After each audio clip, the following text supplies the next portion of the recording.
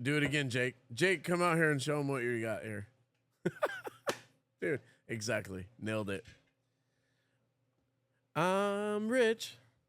I'm Frank. And it's People, Pints, and Possibilities. Yeah. All right. Welcome to People, Pints, Possibility Podcast, episode 74. Correct, Jake? No, I overshot that one a couple, but we're going to get there. Welcome, everybody. My name is Zack, also Zack of all trades. I am here with Blake Irish, our assistant brewer, and Maddie Voss, our other assistant manager. Nicknames? Do we have nicknames? Call me the Blakester today. Blakester today. Cinnamon, Chloe. Chloe is what I was expecting. That's what I get called the most. Okay, by our regulars. Big Red. Yeah. The Mads attack. Are we talking about nicknames here or nicknames over our life? I think you get to pick. Well, then I'm Calf Head.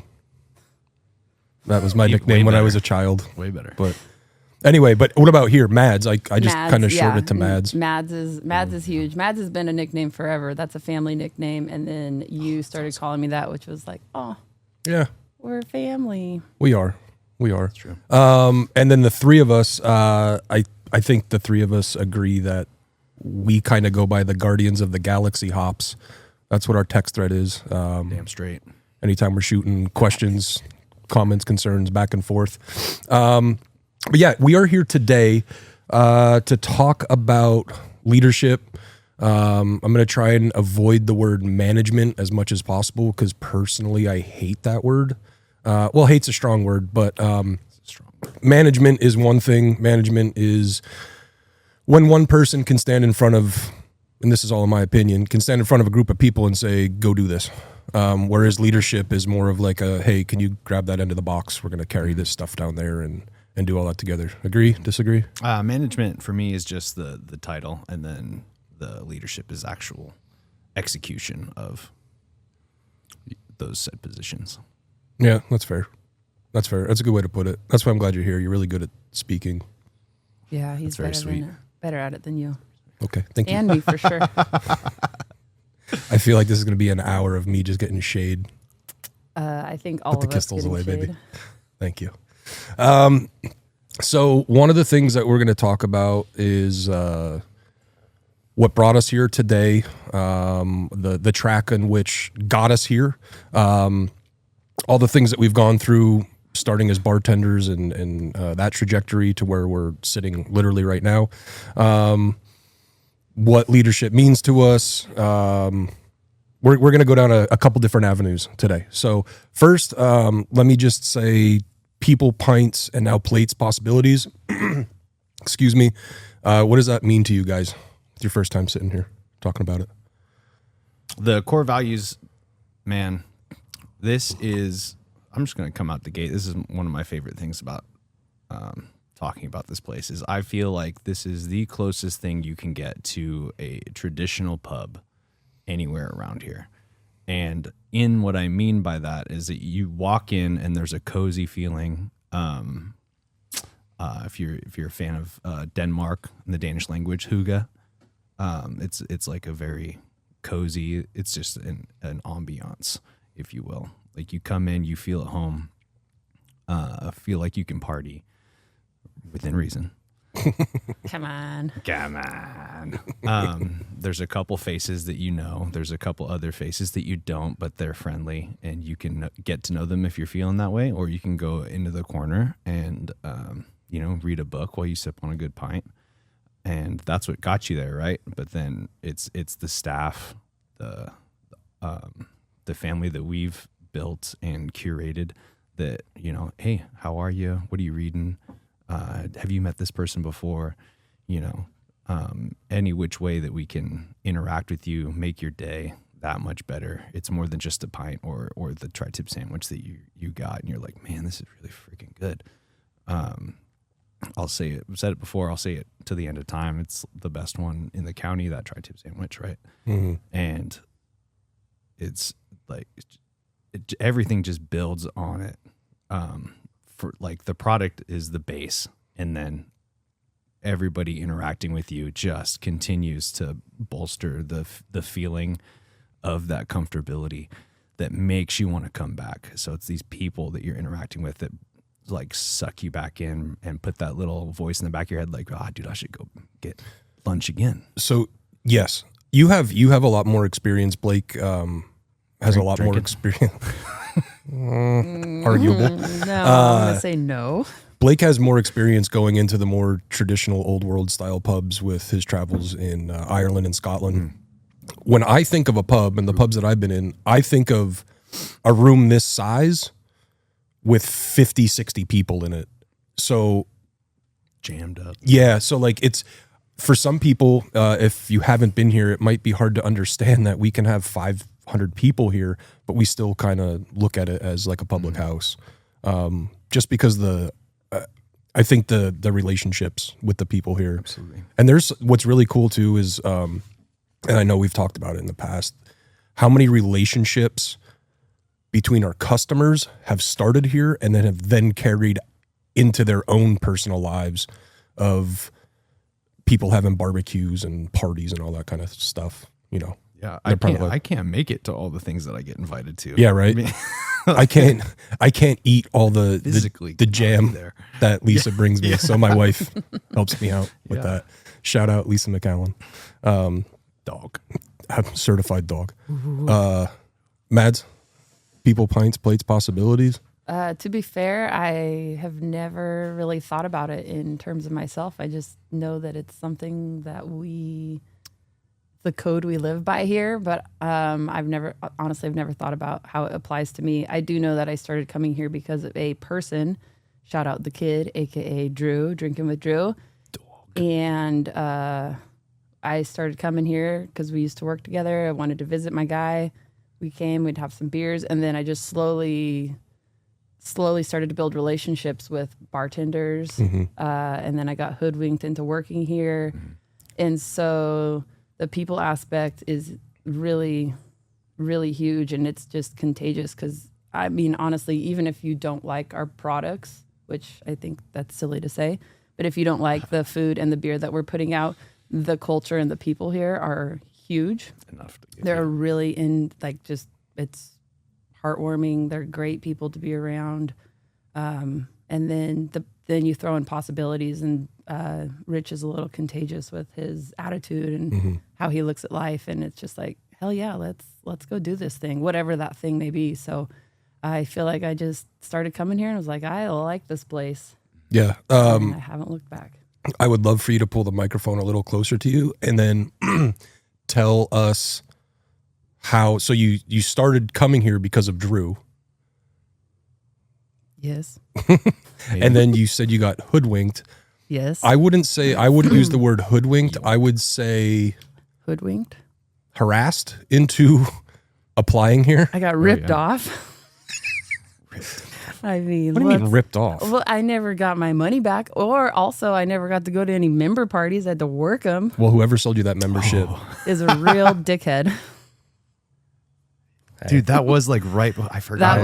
I started. So I used to work. Backstory: I used to work with Drew. We were buddies at Glen Eyre, and then Still are buddies. We still are buddies, No but I mean, falling out. he was my guy. And then I quit and went to a different job. But I still needed to see Drew, so we would come here just about every Friday. Yep. And started coming here every Friday to visit Drew, and slowly made friends with the bartenders. You can ask Justin. He thought I was a bitch when I first started coming in, which, I mean, I don't know if that's Subjective. really true. Yeah. I loved it. It was great entertainment. And then I decided, hey, I should become a club member. So I became a club member in the month of August, and then I became an employee here in the month of September.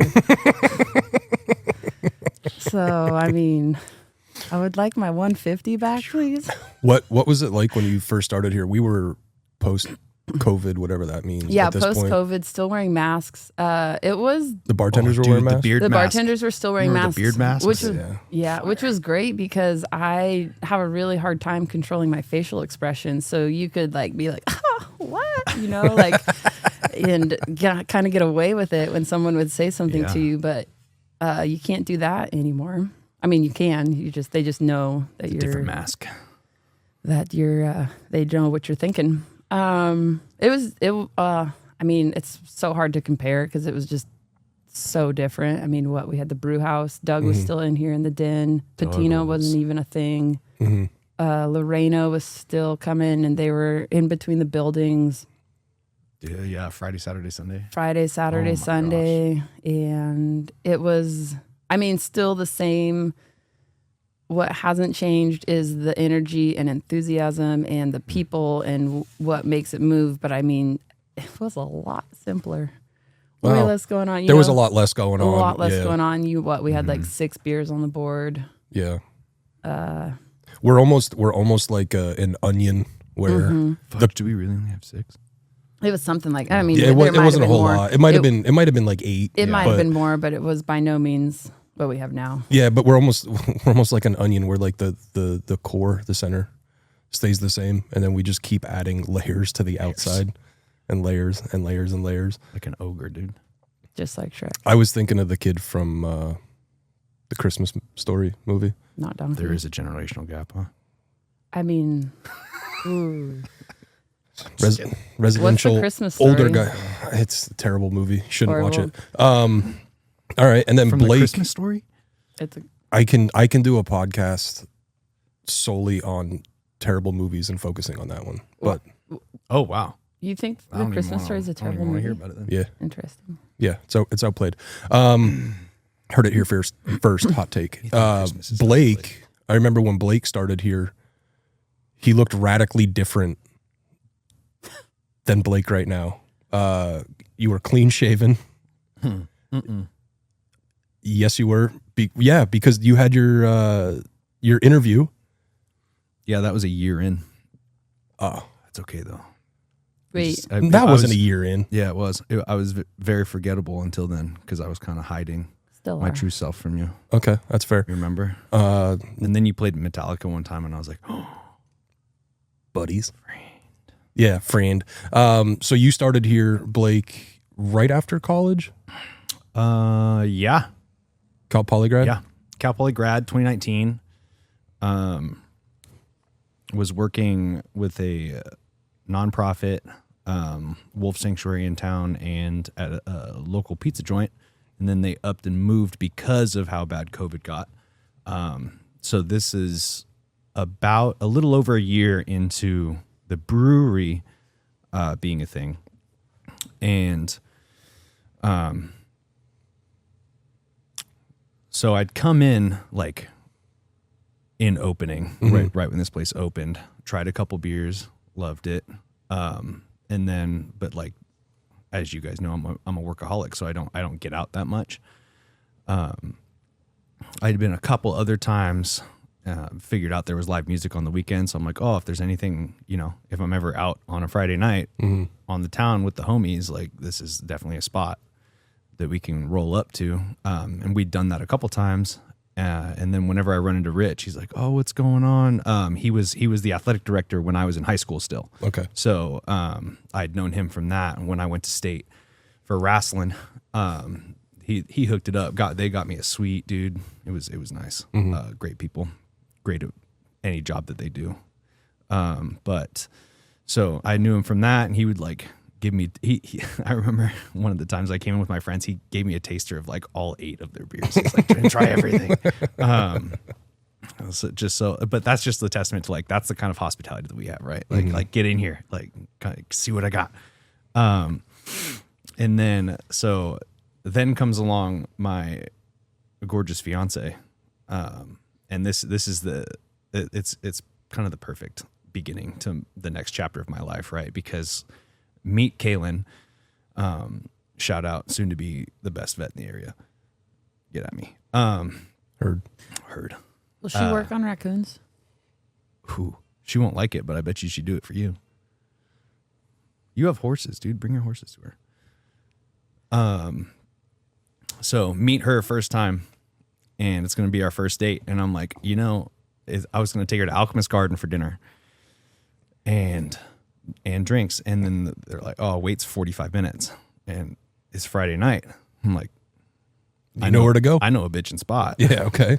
not but a couple blocks away from here, they got live music going on. So we roll over here, grab a pint of the Railroad Red, sit up on the balcony here, looking at the tiniest little stage on the bottom level.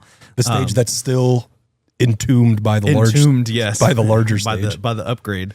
There's still a ramp that's being attempted to being cut out right now. It was being cut up. The homies at the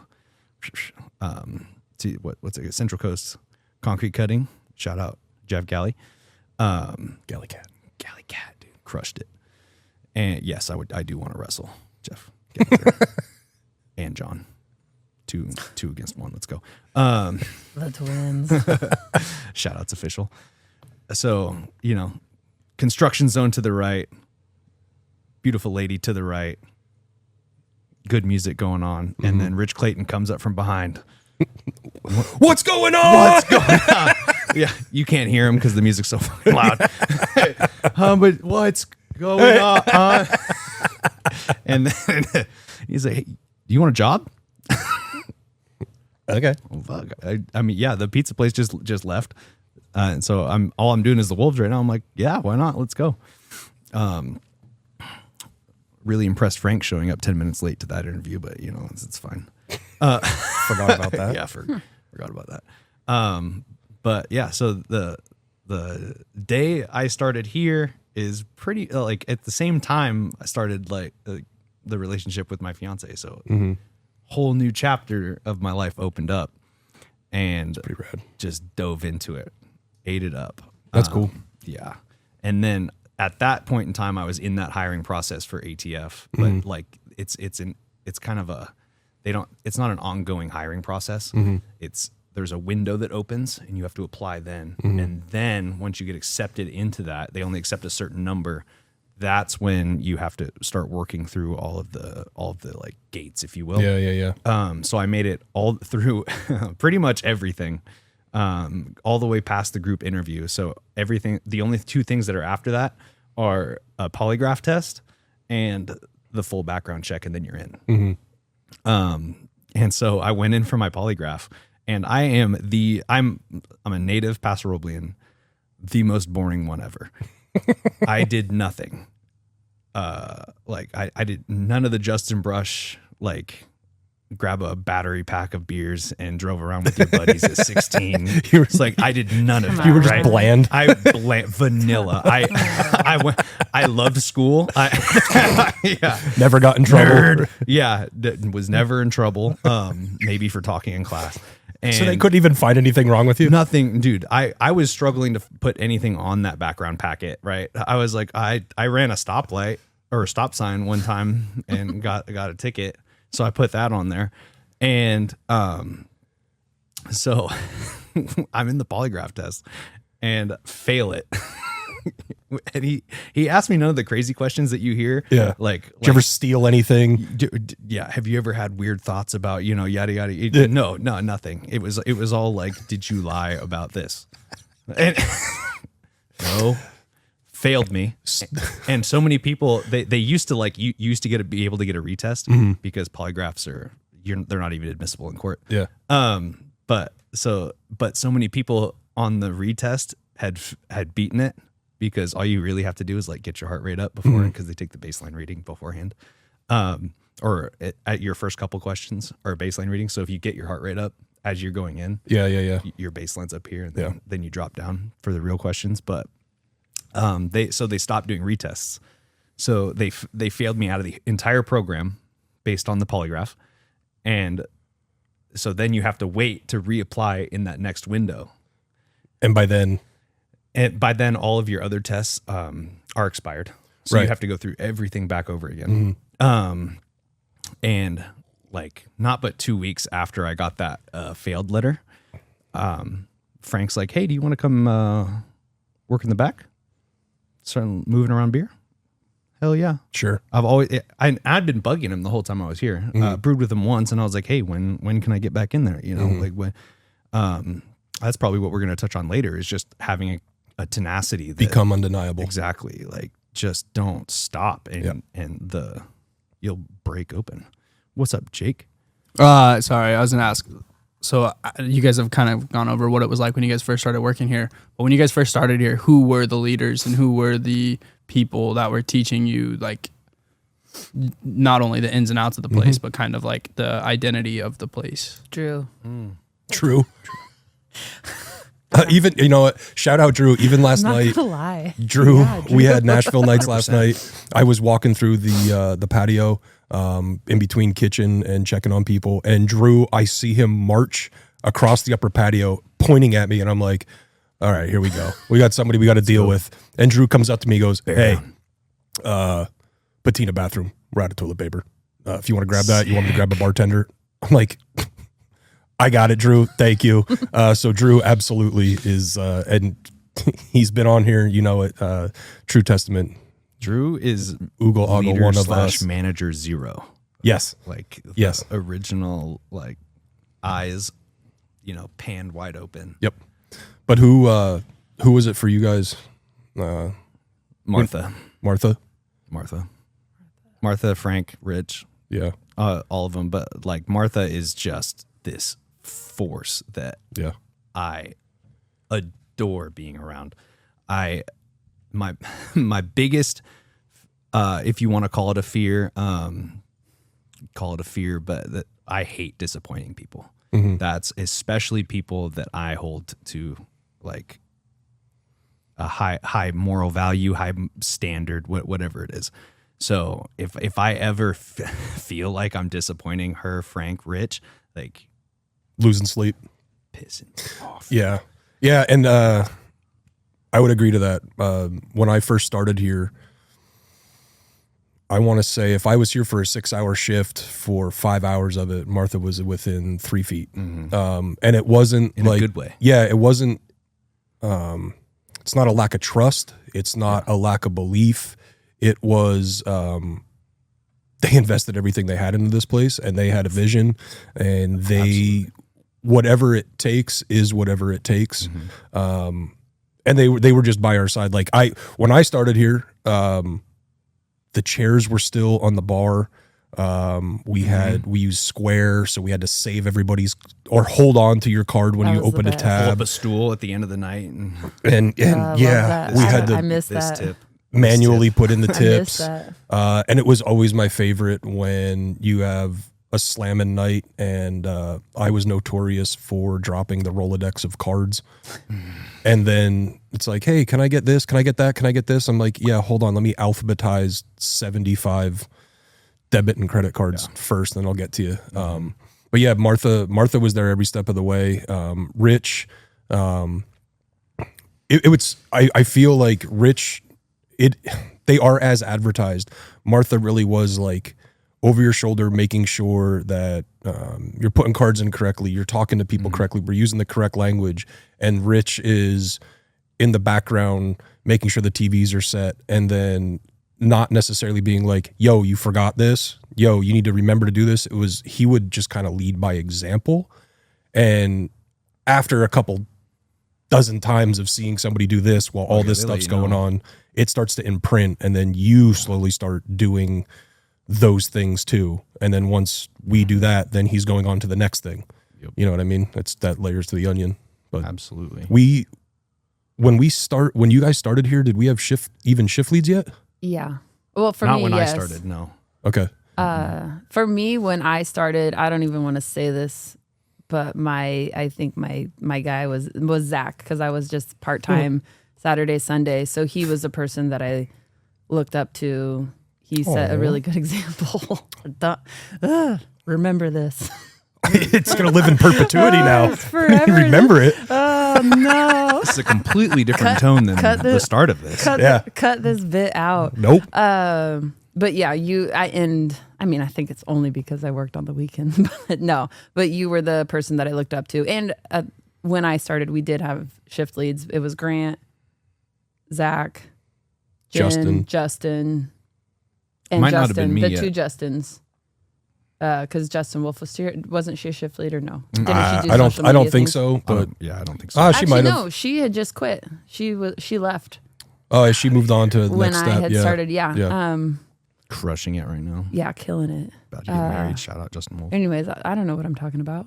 But yeah, Zach was Being a winner. Zach was an example for me to follow. What Look where it got me. What this is going to sound weird talking about myself, but what examples did I set? Oh, I think the bar was set pretty low. So I'm like, oh, if he can do There it, we go. I can do it. There we go. If I throw underhand, I deserve that. I deserve that. You know, I Low hanging fruit. Tastes the same. Yeah. I don't have any physical examples. It was just like, this guy's crushing it. And I think I was comfortable with you because of the bond we forged prior to me working here. So that was comforting. But you just work really hard. Thank you. And it was like, okay, Well, it's I don't want to disappoint this guy. So I'm going to do what I can.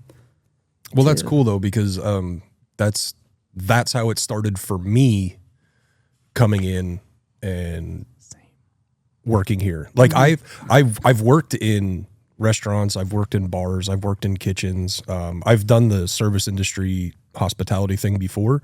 But coming in here and seeing Martha, Rich, and Frank bet on themselves and take a chance, and they were living the possibilities part of our core values.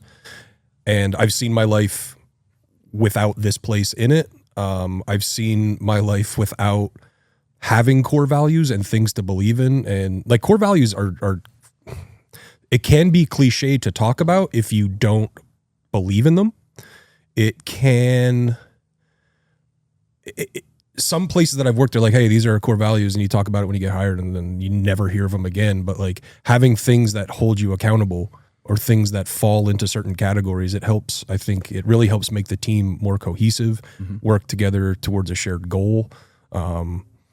Yeah. So like for me personally, I'm just like you, I don't want to disappoint them, and knowing, or at least thinking how good I was at what I was doing at the time compared to now are like radically different. Like I've been here 5 years. I think I've lived 5 different lives, like in my own growth, going from a bartender to a shift lead, to the title of manager, which I secretly hate, which we could talk about in a minute. That's why you're a leader, dog. Thank you. Figured it. What for you guys, like what were the parts of our core values that you were able to like really believe in, and like which Kool-Aid did you drink that helped you like take those core values and really like embody them within yourself and then start to influence other people?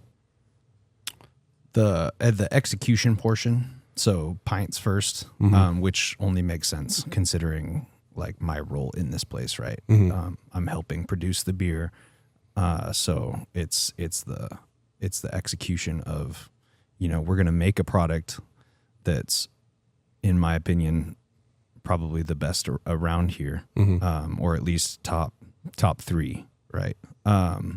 You're not coming here and getting subpar liquid. You're not coming here getting a subpar sandwich, whether it's turkey or tri-tip. Like just the production value is there. And then from there, that's where you get into that next step of like you're building a culture around it, because it doesn't matter if you have the best product. It's if you don't like being in that spot, there's no reason for you to go get that. You just freaking order it to go. Yeah. I mean, I think what's really cool too is, well, cool is probably not the word, but like taste is subjective, right? Like you drink some beers that I can't stand, that you find all over the world. Taste is subjective, but what I will say, knowing from what I know of working here as long as I have and having even the most minuscule role in the brew house, there are no skip steps. Like not at all. So like take the I don't like this beer or whatever, take that out of it. The dedication that goes in to the brew house back there, whether you guys know it or not, bleeds into everything that happens outside of the brew house. You all right? Yeah. Crying. It's making me emotional. I'm joking. I'm not crying. No, it bleeds into everything else, because if there's no skip steps, like And then we get into that 95.5. Like if you guys are going to go through the effort to get here at 5:30 in the morning, and even the night before you're loading in all the grain and you're getting everything set up so you can hit the ground running, and then everything's sanitized properly and everything's clean, and you guys are putting forth the effort. Like with that 95, if we don't have the correct glassware, if they're not cleaned correctly, if we're putting the wrong beer in the wrong glass, like the 5% is what people remember, you know. And if we have issues there, we solve that 5%, but at no point in time are you guys going to cut corners on the front 95. Yep. Absolutely. Yeah. No, that's awesome. Mads, do you, the leadership that was here when you started, is there anything that you're still building on that you learned, or are you kind of like turning it into your own thing? What? I don't know. I have a really hard time viewing myself as a leader, but I guess that's what I am. Face it, sister. You are one. So I've again never thought about it and how it applies to me. I just wake up and do Maddie things, and you have fun and get shit done. I have Do fun Maddie and I get things. shit done. Yes, that is a fact, and that is what I live by. Sometimes a little too much fun, but I always get shit done. But Too much got done too. Well, if you can't talk about yourself, Blake and I will. Oh You no! no, you kick ass. No, this is worse. No, you absolutely kick ass. This Anything is worse. you're Taking compliments, I can't stand. No. Two things that you guys, or one thing that you guys are much better than me is, what can I do for you? Right? You guys are always coming to me like, what can I do for you? And me, I'm just kind of like, you think you have to predict what you have to do. Yeah, that's fair. You take way too much on, guy. I mean, which is good, but we're here for you. I know. I We're here appreciate for you. that. Yeah, I don't know if I have a leadership. I don't know what I do have a leadership style. I don't know what that leadership style is. Okay. I can't put it into words. Jakester? What's the word I'm looking for? Big Someone underneath you guys.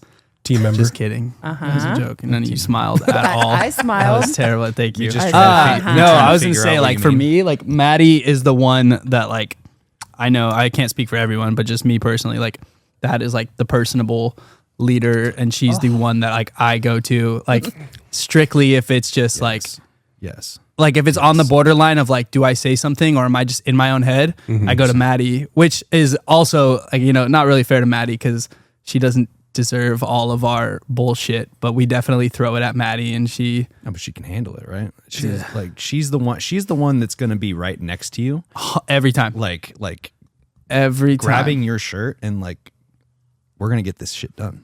Yeah. She tells me whether I'm And being a either you're gonna bitch figure or it out, I am like coming from a reasonable Yeah. place Yep, because okay. I mean we do deal with people, Yeah. and some days it's just draining, not that it's their fault, but like Maddie's like my like slap me in the face, tell me she's like probably out of the three of us the most supportive leader. Yes. I would say, because she's like, you're gonna be able to do this, right? At me being Maddie talking to another person, you're gonna be able to do this, but I'm right here next to you, right? I'm here for you still. You're not out here alone, so we are gonna end up making this right. We are up. Right. We are up shit creek, and we will find our paddle. Heard that's a great show. And Jake confirms. and if we don't find a paddle, I got two hands. We'll start Two swimming. hands. We're good. Backstroke, baby. We'll figure. You can it out. always have We'll these figure it hands. out. We will always Catch figure it these hands, out. too. Yeah, we're gonna figure it out for sure. Is there any like, is there a TV show or a character or anybody that you model your leadership style after? Maybe a sports team, anything like that. Sports team. Coaches, players. This is really off topic, but I thought of another nickname that I go by, and it's Ass Man. that's true, so true. And to bring it back, so then if you can't think of a leader, like who do you want to be then? I try to embody who my mom was, Okay. and I'll hit you up on that oh, since she's sorry, I was just thinking about my mother, but she was just a Dog. real. She was just a hardworking gal, and she was always there and super supportive and involved in everything that we did as kids. And I'll never forget at her memorial that we had.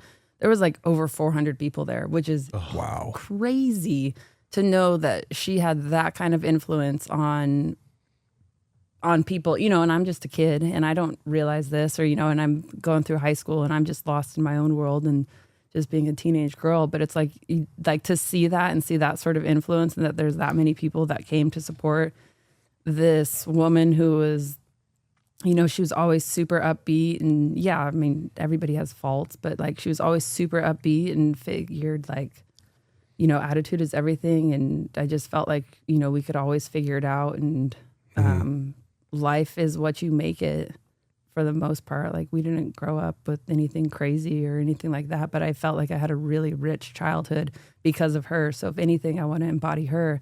And then on top of that, now that I'm really thinking about it, one of my high school teachers and Coach Faree, he was a wrestling coach, but he was super influential. And I think it's, again, his personality was just really contagious, very much. He and Rich remind me a lot of each other. But it was just a really contagious, upbeat, like, hey, like, yeah, life gets rough, but you just got to keep on keeping on, and you can do it. So I think those two people for sure. I think that is the entire backstory to what kind of leader you are now. For sure. Probably. Maybe. Ooh, now that I'm talking about it, it makes a little sense. We're connecting. Oh, there you go. We're connecting dots. Yeah, Let's there you go. I try, Go forth and I try to take it. just be. There you go. I don't like to go too deep, too far in. Okay, that's fair. That's fair. A couple toes. You're fine. This can stay. That was pretty badass. That was badass. Thank Thank you. you for sharing that. You're welcome. Blake, any coaches, any fiction, nonfiction characters that you Fiction, nonfiction. Jake Hernandez. I don't. Certified I dog. don't have.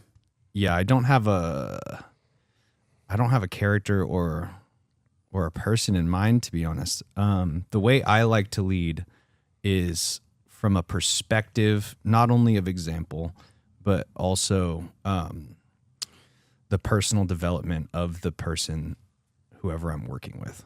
So very often, one of my favorite things to do is when someone brings a problem to me, ask them and ask for a solution. I'm like, I don't know. What do you think? Yeah. What do you think about it? Because I want to spark those wheels. Let's get this locomotive moving, and let me hear what you're thinking about. And that's a leader. If I come to you and I say, I can't get this heater started up out there, and I come up to you and you tell me, all right, I got it, and then you get it going, and they go about their business. That's managing. Then you have You just managed a problem. right, What do you think? and you have no more skills. Correct. You're right back. None the better for this scenario. You're right back where you started before we even walked out to turn that heater on. Mm-hmm. If I say I can't get this heater on, and you hit me with, what do you think you should do, or what's a plan? Yeah. Then I have to start thinking, oh, did I turn the gas on? Did I even check if there's propane in the tank? And then I go out and do both those things. Yep, there's fuel in it. Bang. Oh, but it's not hooked up. Oh. Yeah. Little troubleshooting. That's some Jedi skills right It needs there. to be hooked up. Yep, late to the party, but good job. Any more problem? No. No, that's right. That's spot on. I think having people think through the question, like the question, the easy thing to do is point out a problem. Right. The hard thing to do is to find a sustainable solution, teach a person or a team the solution, and then ingrain that. That's the hard part. And that it's not just this one scenario, that one scenario that you can apply on every single like problem basis, right? But there's also whenever I'm making like decisions on how to improve systems or implement new systems here, I'm always asking both laterally and top down, like how do you think this will work? What do you mean by top down? Top down. So I'm asking, Frank, what does he think about these things? And then I'm asking, Jana, who's here crushing it on the weekends. Like, how is this going to work for you? You know, Right. Because if you implement something, yeah, and they've said it before, what's good for one person is potentially innately bad for somebody else. So you're going to put forth a system, and you have to think through that entire system. Sure, it's perfect for the brew house, but does it affect our bartenders that are only here Friday, Saturday? Yeah. Does it impact our private parties? Like, and that's also part of leadership, is like, you need to look at everything. So correct me if I'm wrong, you say top down, I think holistic. yeah. Okay. All right. It means the same thing. Yeah. That's And just I just in terms of like our organizational chart is how I meant that. Yeah. Not obviously there's no thumbs being placed on anyone here. And if you think that, come talk to me. Okay. This, for me personally, it might sound stupid, but I model my leadership after Ted Lasso. Wow. I believe, baby. I legitimately, this sounds so cheesy. When Doesn't he bake cookies? Where are cookies at? shortbread, Yeah, I where's our think shortbread at? Big shortbread guy. I don't. All right, fair. When I Shout first out Annie Brown for shortbread, by the For way. sure. That's exactly Yeah, who that is came really to good. mind when I was just thinking shortbread, actually. when I worked, like my trajectory, when I ended up having the opportunity to apply for the manager position, and then earn that, receive that, whatever words you want to use, I legitimately went back and watched all Ted Lasso episodes again Really? 3 times over. So like I just put them on repeat for about a month. I can't even dance that good, but yes. I love the way that he gets dealt with problems, and if you haven't seen the show, you should, and how no matter what, he's just kind of like smiling and dealing with whatever bullshit gets thrown his way. I'm going to say you should rewatch it. Because you haven't been smiling very much, What's up, guys. Jake? Sorry. Just wanted, but like at the same time, you know, throughout the show, he subtly, everything like starts to build up at him. And I think this might be a good segue into the next thing, but like he is there for everyone, and almost like the scenario with Maddie, you know, and then it eats at him, and he's got his own life on top of work, and everyone, you know, he's the one they go to. And then he kind of he's got that tipping point. And like, for you guys as leaders, do you guys have like any like tipping points where like, and what do you guys do as leaders to be able to create an environment where I know and everyone behind the bar knows, like we can go to each and every single one of you guys as leaders, but then also, you know, like just life happens, and like, do you guys have anything to do to escape, or like without, I mean, maybe it is push it down. Like Frank and Martha, they've talked about how they are very much just push it down, and then, Yeah. you know, how do you not let the kettle pop? For me, that's a lot of good questions, and I hope we can answer all of them. How do I not let the kettle pop? Well, on my way to work, I typically, and on my way home from work, I listen to some pretty wild heavy metal. Let's go. I listen to some pretty intense music. Sometimes it's rap, but it doesn't matter if it's 110 degrees outside or 45, day or night, windows down, sunroof open, and I have that shit cranked. Because as much as I love all the country music and stuff that gets played here, I need something wildly different to like reset me. Shout out Kneecap. Shout out Kneecap. That's arguably the best thing Blake has ever brought into my life. It's not an argument. It is the best thing Yeah, that okay, I have brought fair into enough. his life. Fair enough. Really? Yeah. Bar none. Okay. Yeah. Beer second, and then some What about some whiskey? Whiskey is tied for That's beer. third? It's the same as beer. Whiskey, yeah. Okay, Same as beer. okay. Beverages. Yep. Bevies?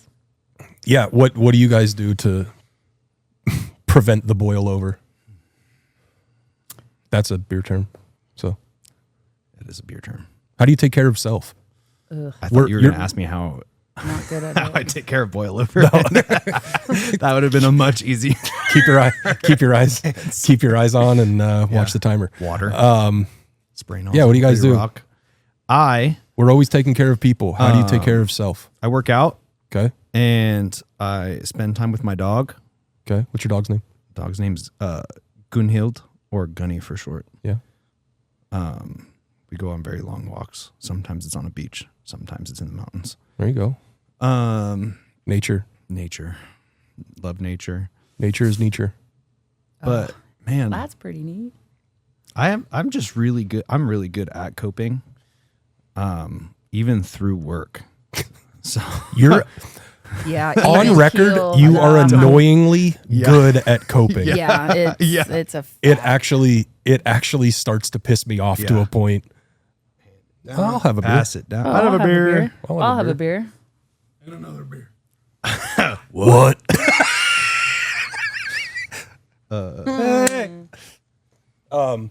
Mads. Moth. Yeah. You know what? Want a moth?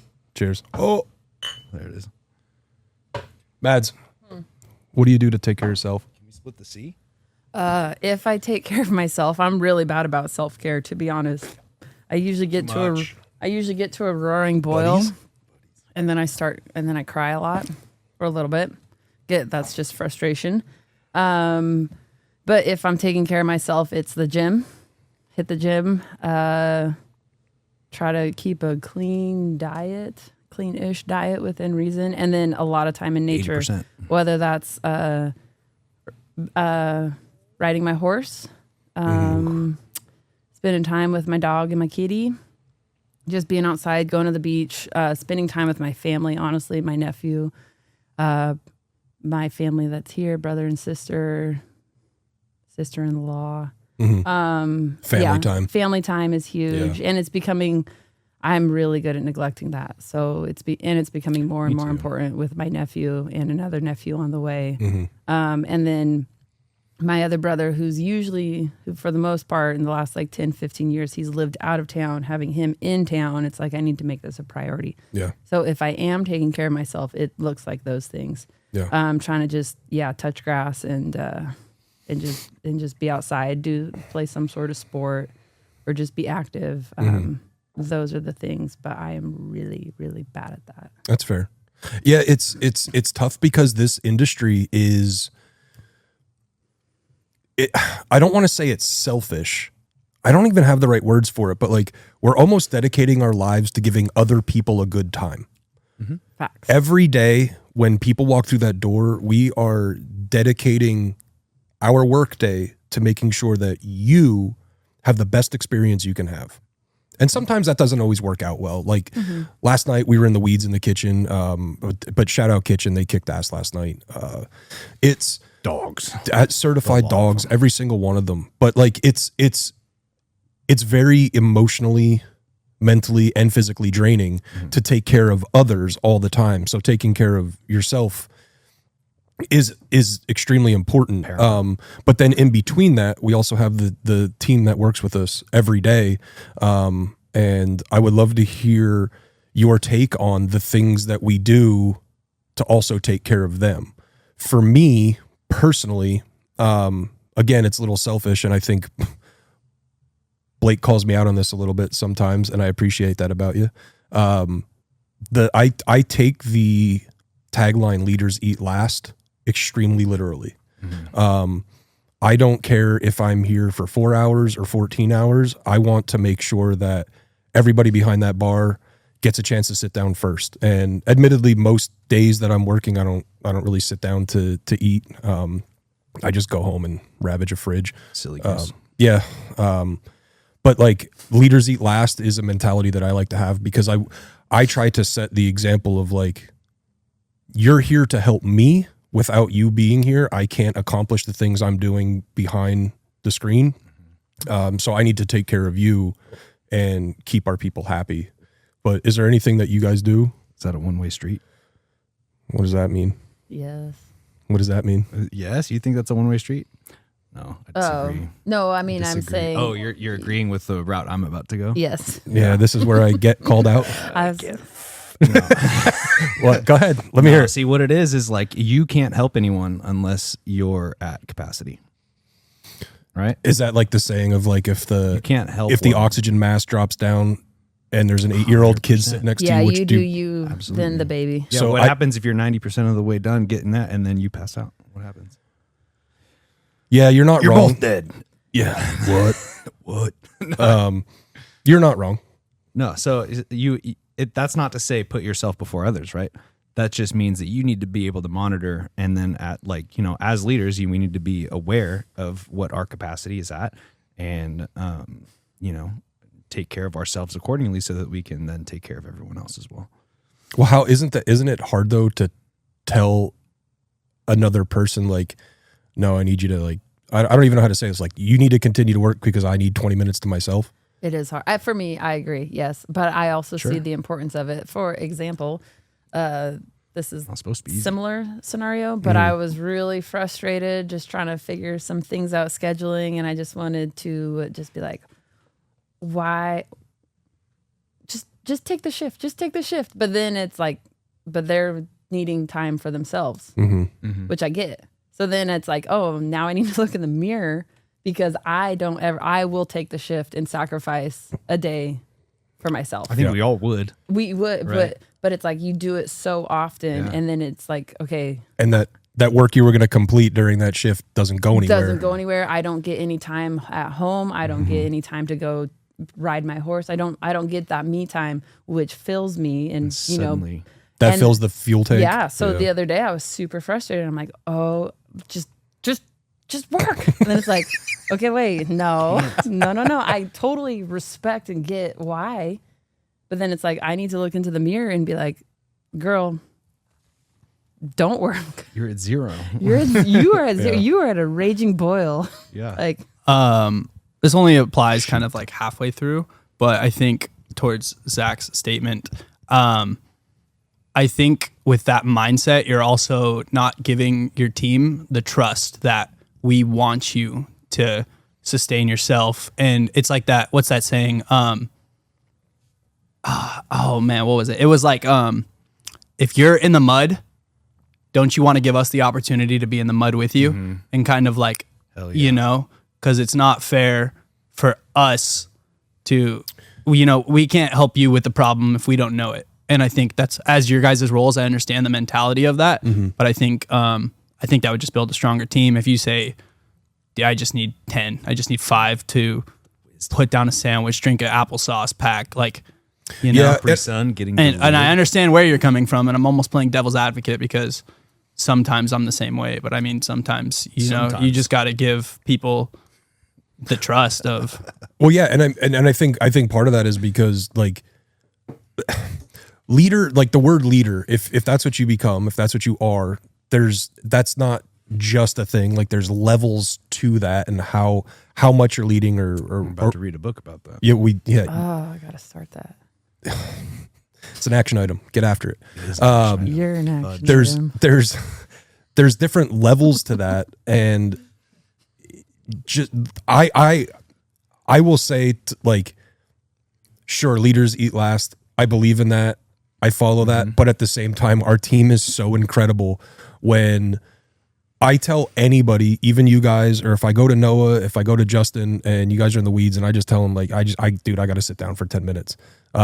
Jake, without even asking, will bring me in a Celsius because he's looking at the schedule and knowing like, all right, you just worked a 6-hour kitchen shift, and then you have your free time, and then we have a concert at night.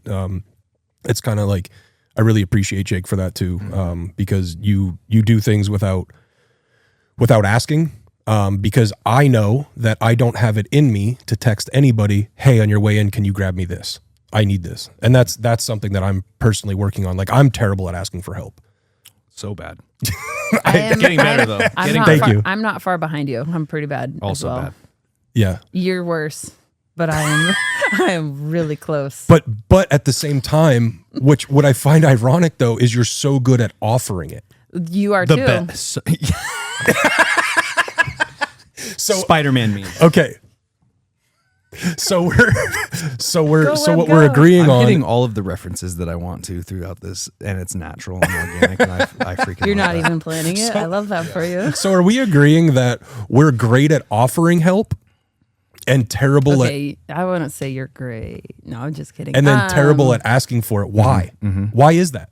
Because leaders eat last. Because leaders eat last. Because and I think, speaking for myself, it's really hard to be vulnerable. I hate being vulnerable, there you go. whatever that Yeah. looks like.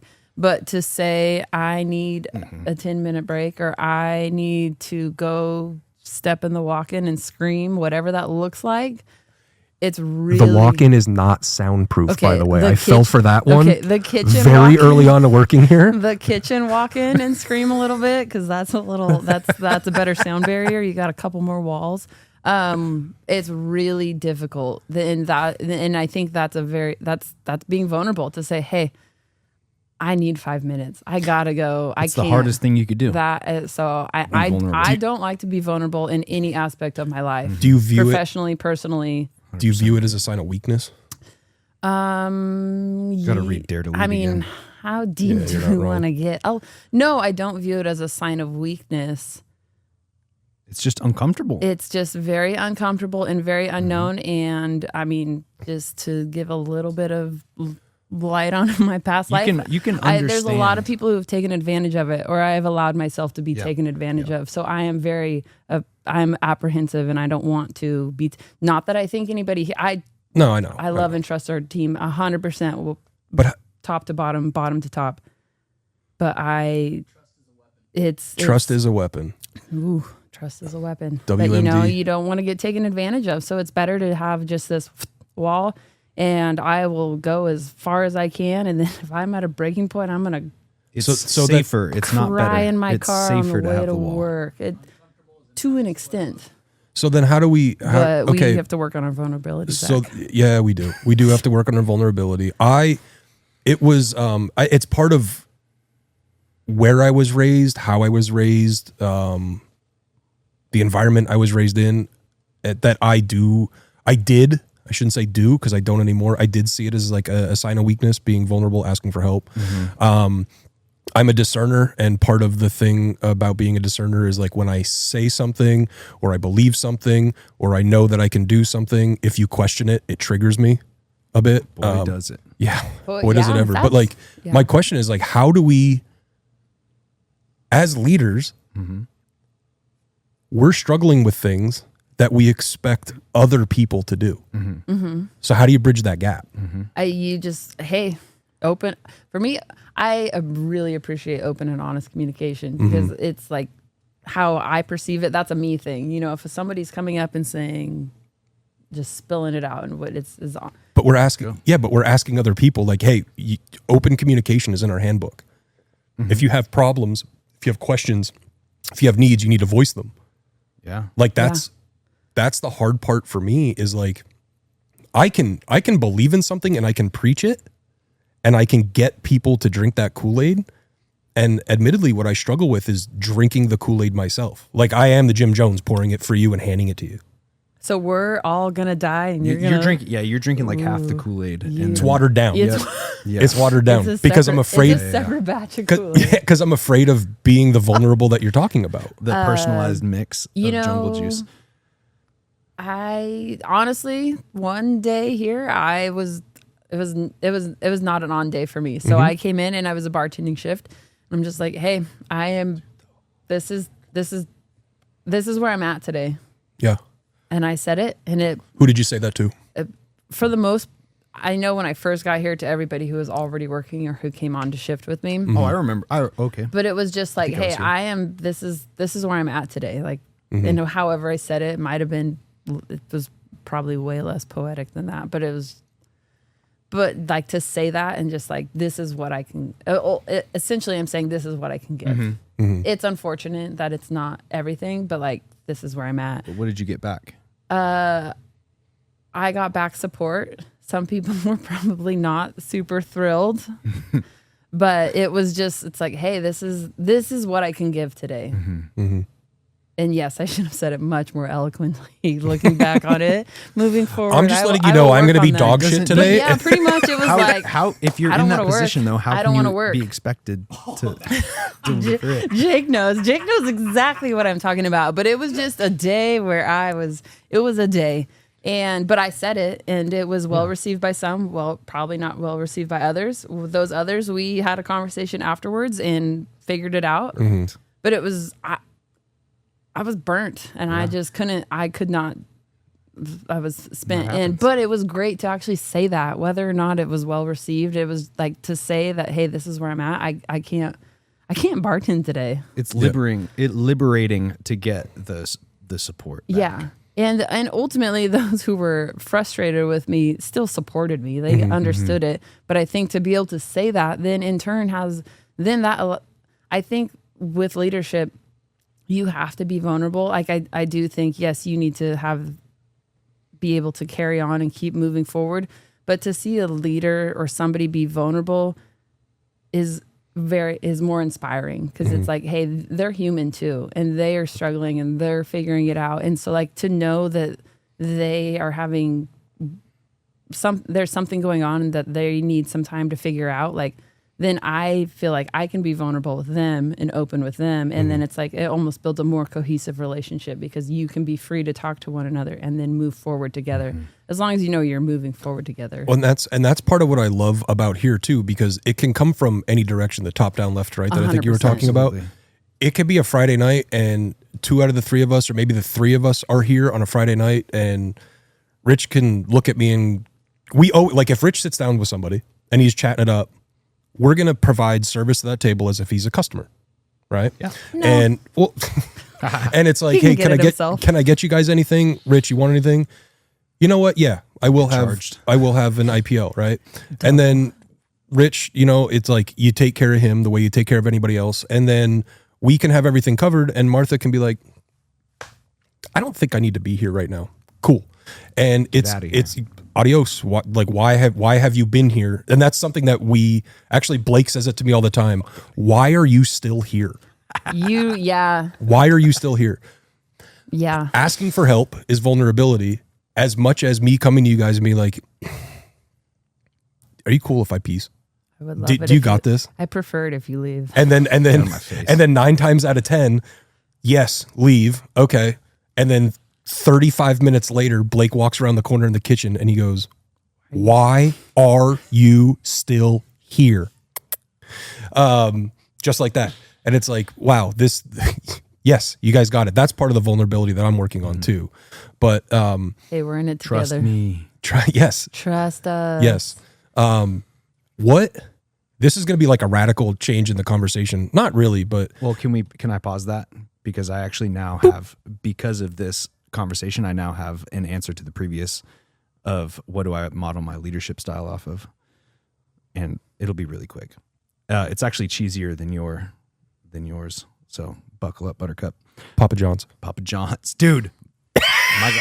Fresh ingredient, Wow, better way to ingredients steal and better thunder. pizza. No. Butter rub crust. Butter rub. No. Okay. Yes, please. What do I model? So Tell us.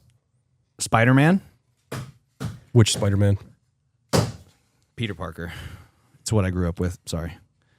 You were not about to ask me which movie Spider-Man. I was asking. I more. Is was, that what you meant? I was Is that asking what- like is that- which actor. Toby. I love Toby. He hates him. I Wow, you appreciate- don't like Toby, all right, Jake? All right. Sorry, we're Conversation. I'm bird Go, walking Webb, you. go. When I expected you to bird walk me. I can't answer the which movie, 'Kay. which actor yet, 'Kay. because I need to see Tom Holland one more time. Okay. Then I'll have an answer. So why Spider-Man? So tabled. Spider-Man, because that motherfucker never gives up. It doesn't matter how fudged his life gets. He can't pay rent. His girlfriend leaves him. He just got his ass beat by fucking Sandman, dude. What? He gets back up and he keeps going. It doesn't matter, right? Like, his determination is second to none. He is the greatest superhero to ever have graced the page of a comic book. I said that earlier. You're late to that party. Gesundheit. And then I did not expect you to say that, but and secondly is I thought you said this was going to be short. It is short, just like me. Is a wolf, and I say that because this conversation just like came up to me, right? So when a wolf pack succeeds in a hunt, the alpha then, and the alpha, by the way, is always a female. Take notes. Hell yeah. Always a female. Shout out Martha. Shout out Martha. Shout out Martha. There's always an alpha pair, right? There's a male associated with it, but the male can be interchanged. Remember that. Interesting. The alpha female, if she's lost, GG's for the pack. But so the alpha will regulate the feeding off of that kill. Okay. The ones who eat first are the pups, so the up and comers, right? Yep. And the injured, who can't make room for themselves. They eat first. Is this whole team a wolf pack? Every team is a wolf pack. It's just how good of one. Successful ones. No, that's what I'm saying. Okay. Sometimes the leaders get shot in the wild. I'm looking at you, Montana. I was going to try and get through this entire thing without being in an Instagram story, but here we go. back on track, bird. Yeah. So the sick, injured, and the pups eat first. Okay. Then the alpha eats. Okay. And then everybody else eats, right? So that leader doesn't eat last. Leader eats second. Right. And that's third. what that is. It's and We'll work the on leader shapes the tomorrow. leader is not eating like engorging herself, right? She's eating enough To sustenance. to sustain. So what that is, it's not order of importance. Okay. It's order of necessity. Okay. So the pups can't, like, if you put them next to a beta wolf, like, they're not going to eat, right? So you have to feed them, like we do, more information if you need it, right? But You're describing a CFO. You just talked about oh no, that's Martha. yeah. You just talked about Martha. spreadsheets, menus, hiring, It's exactly structure, systems, culture, and team, and applied it to a wolf pack. yeah. The wolves did it first. Shout out Romulus and Remus. Okay, But so you have to look at that, right? So like the rest of the pack doesn't survive unless the leader is eating. okay, so all right. So you should be vulnerable. So you should be vulnerable. So you should eat second or third. Yeah. So what is a good leader? A good leader is one that recognizes the needs of the entire organization and then operates based off of those needs, and that's gap filling with a indeterminate amount of determination. Okay. Like, I will stop at nothing to make sure that these needs are met. How do you know that they do those things? You look at numbers Okay. and ask the people. You ask the people in the organization, how are we doing? But what kinds of things? Okay, let me ask it this way: what kinds of things? And it's the same way that I just asked you, but like, I just want to reword it. What kinds of things do good leaders do? Oh, that, Like what that make- changes, right? That depends. Tell me about it. The first and foremost, good leaders have to recognize. Okay. They have to Acknowledgement. recognize the needs. Yeah. Oh my gosh, are we about to run through clarity? Is that what you're trying to do to me right now? I don't know. I drank that Kool-Aid, dude. I drank that Kool-Aid. What kinds of things do good leaders Identify, do? You have to have your own personality. They do good things. They do good Great things. things. Good leader do good. Good leader do good. Why speak many word when few word do job? No, like True. it's I it's- mean, so he's not wrong. I have right now I'm going through Leadership North County, and we went on a retreat down in Pismo, and Martha and Rich were center stage for that. And one of the first questions that Rich asked to the group I think there was 12 of us, was what makes a good leader, right? And admittedly, even though everybody there is some sort of leader at different points of their career, some own their own businesses, some work for, City of Paso, City of Atascadero, we still, and even though I know Rich and I know where he's coming from, the first response is like very generic answers, right? Like, what is a good leader? A good leader is empathetic. Okay, cool. Let's go with that. It's a really good one. It is a good one. And then the second question is, what do they do that lets you know that they are empathetic? What do they do, right? Actionables. Okay. And then it's like, well, how do you know that? Right. And it wasn't like trying to be like, I got you, you're wrong. It was just trying to like shift the mindset of like, okay, a good leader eats last. A good leader makes sure that their people are taken care of. Sure. Okay. But what do they do that tells you that they do those things? And I think that's where we start to crack into a different layer of the perspective. Like, we're getting away from like taglines, definitions, cliches, and then, like you just said, making them actionable, making them what's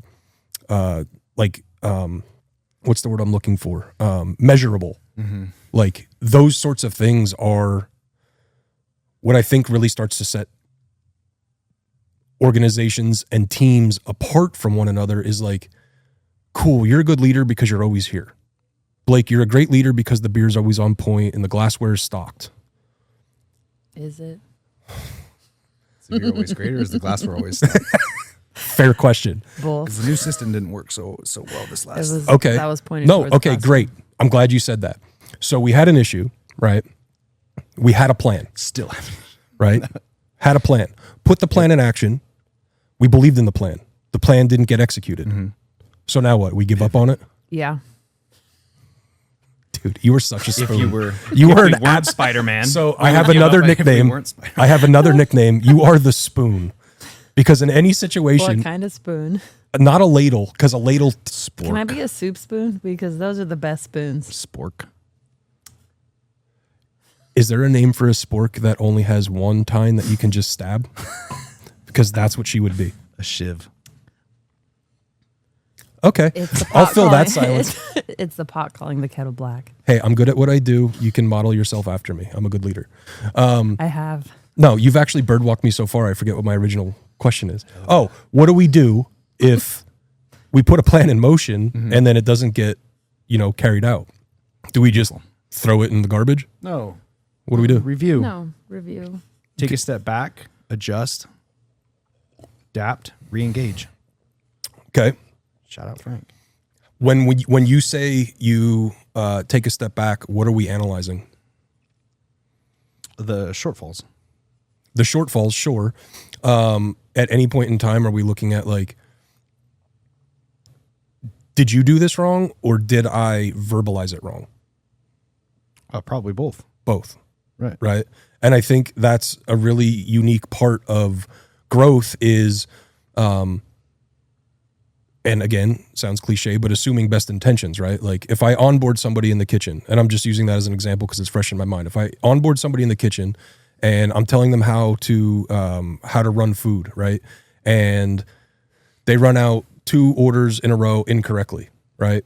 I'm assuming best intentions I'm not saying you're doing this wrong. I'm saying, walk me through your process.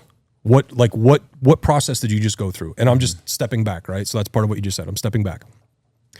Well, the order comes out of the window and then I look at the ticket and I stab the ticket and then I walk out. Okay. Time out. Do you remember when we talked about how we run food out, that we take the ticket, we look at the food to make sure the ticket equals the food in front of us, and then we take the ticket out with us? Oh no, you didn't tell me that. Oh, okay. Then now like the leadership is like, shit, I didn't coach you correctly. So now I think that's part of the vulnerability that I'm starting to get better at. I'm not going to say good, but saying like, oh, I dropped the ball, not you. You did exactly what I told you to do, and I told you to do the wrong thing, right? So for me personally, I just step back and go, okay, time out. So the food comes out, you look at the ticket, you look at the food, perfect. Now it's good. Now the ticket goes with the food, you drop the food, now the order's correct. On the other side of things, if you go, remember how I told you to take the ticket out with the food? Yes. Okay.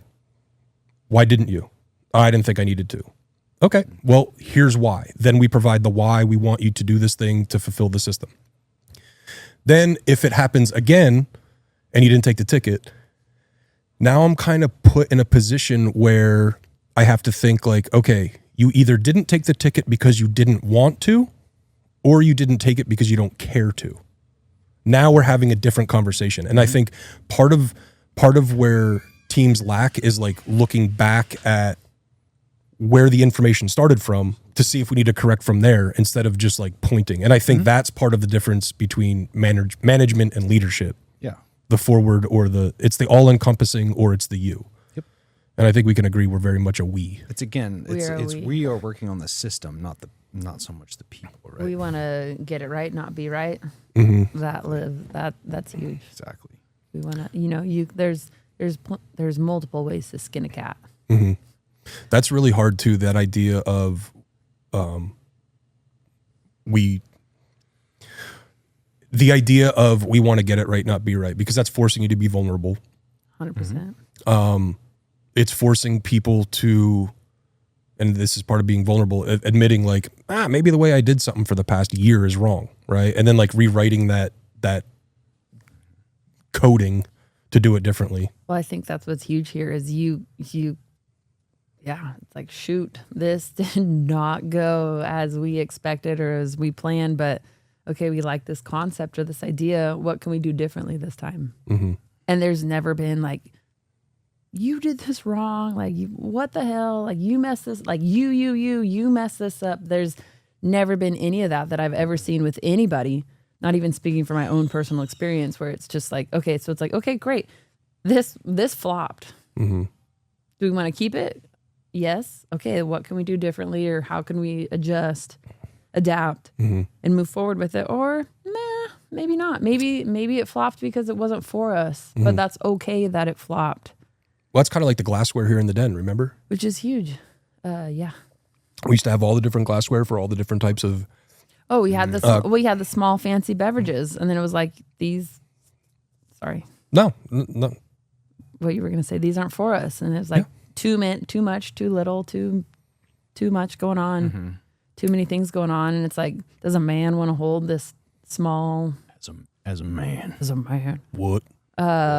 But then it's like, so we did that for what, a year? Glass. How long were we serving cocktails in the Collins glass, the highball glass? Year and a half? At least. And then where did that conversation, like those conversations, were they had amongst the bartenders, or were they had amongst It was leadership?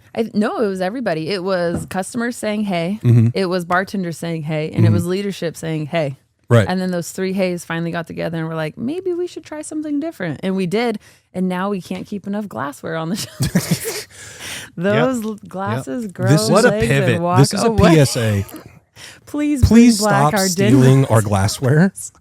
or bring them back. If you have two, just call it good and bring the rest back.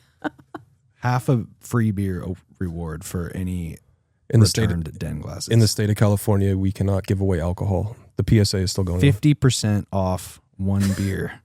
Hashtag reward. loopholes. BOGO. Buy one, get one. Buy one, get one. Yep. I love that. But that's a prime example. The den, I feel like, has been a prime example of let's try something. Oop, this didn't work, or we need to adjust, and then we move forward. Dude, so I think I'm thinking through all the things that I've had to try to work on. And I think the number one thing that sticks out to me, let me get it out before you cut me off or laugh at me, is So many things he could. yes, there are so many things I can and am working on, but Rich has been, it took years. I'm not going to lie. It's taken years and I'm still not good at it. I'm getting better at it. When you put a plan in place, it doesn't have to be perfect. Yeah, I struggle. I'm right there Oh, with you. dude, perfection or nothing. At I all, don't know what it He's is. worse at it than you are. which is terrible. Okay, sure. I just don't know what it is about me. But if we're going to do something new, or if we're going to change something, I, for whatever reason, need that thing to be absolutely perfect before I put it out, because I feel like it is a direct representation of me as a person, as a leader, as a team member, when in reality, like we just talked about with the glassware, just put it out. 100%. We thought it was a great idea. Okay. And then it takes time. Maybe it takes 2 weeks. Maybe it takes a year and a half. Let's just pivot and change it. Like, if it's great, then all we're going to talk about is how great it is, not how great it wasn't. Right? Jake, you got something for me, dude? Yeah, I'm being... Before Jake speaks, dude, you just gotta, it's because you're so proud of what you do. And that's a fucking great thing, right? But you also need to be proud about how you can pivot, how you can improve on the process. Insert light bulb. Bing. That was sick. That was badass. That was cool. So on that topic, I was just gonna say, you guys are each 3 leaders, and you have 3 different roles, 3 different tasks on a day-to-day basis. But like, what is something that each of you feel like you could all improve on in your leadership style, but then also like, what are some things that as a whole in Cal Coast we need to work on? Whether Everything. that's, thank you so much. I've heard you. I understand you. I respect you. But what do you think is reclaiming like my time? Yeah, but what do you think as a team we need to improve on? But then also like within yourselves, like, how do you think you guys can go to the next level as a leader?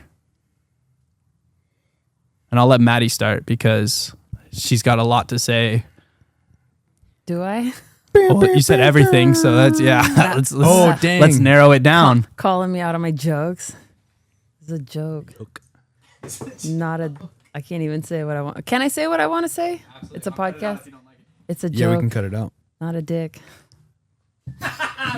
Don't take it so hard. Where is this hint? It's a joke, not a dick. Don't take it so hard. It is a great question.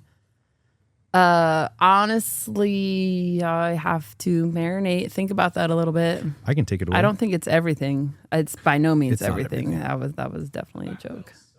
Yeah, that was solid. We need to be better, I think, as leaders in redistributing responsibility through our shift leads.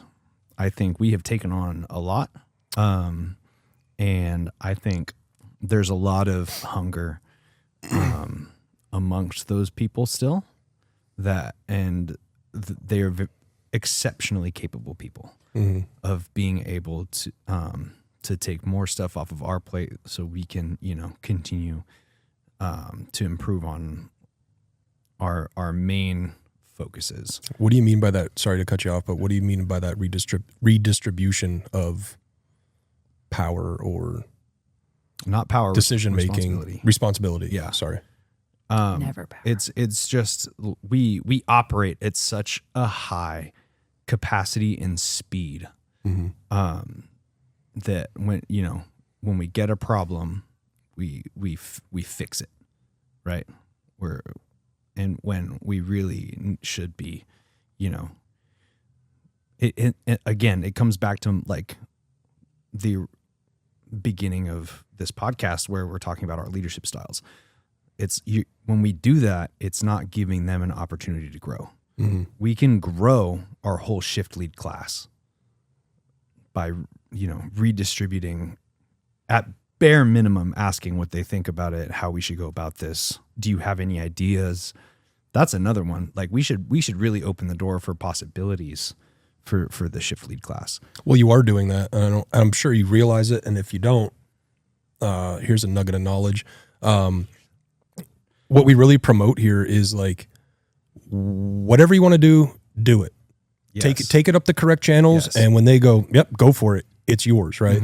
And we've talked about beer knowledge for a very long time. And you took it upon yourself to grab some beers from different places. Shout out Third Window Brewing in Santa Barbara. Best spot. Yeah, incredible.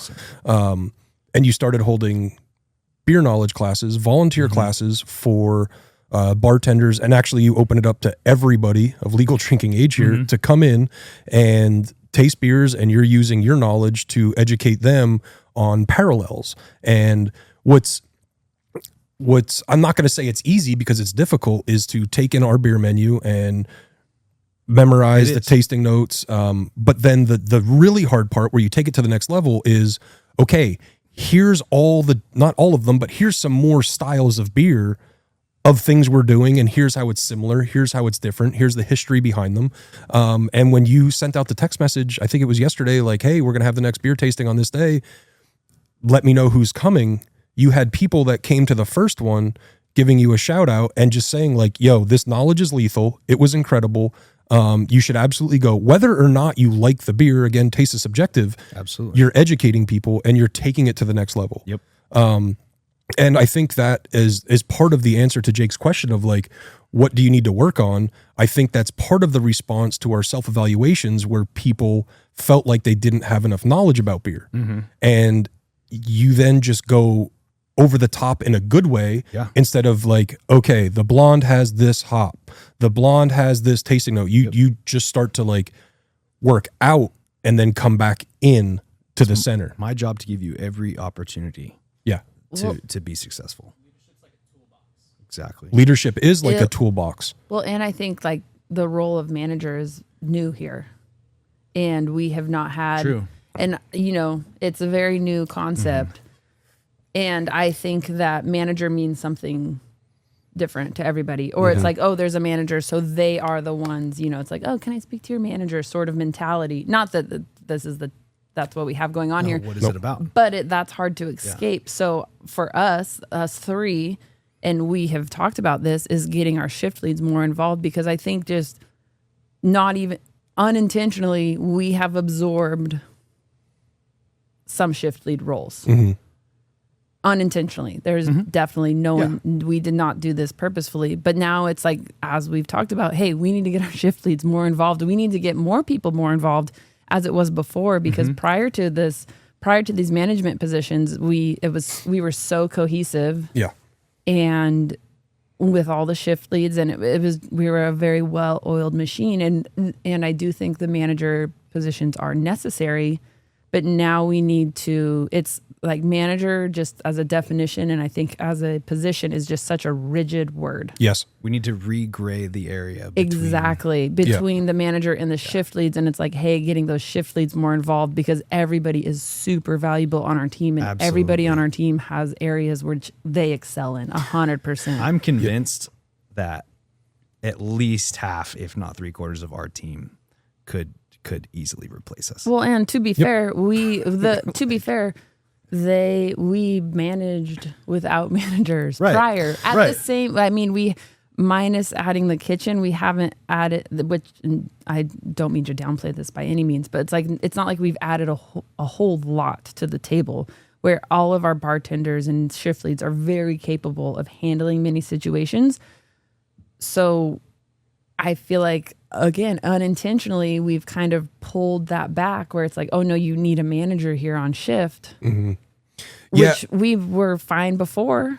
But but remember, like, I'm going to build, so that's part of my answer to the question. Building on that is like, we were there before, but at the same time, if we say that we want to be the best and we're going to be the best, that we are going to do whatever it takes to do that. And that was like a response. And this is, again, what I was talking about previous, like, here's an idea, let's put it out. Cool. Bang. All right. And then after 6 months, we're like, okay, we need to restructure this.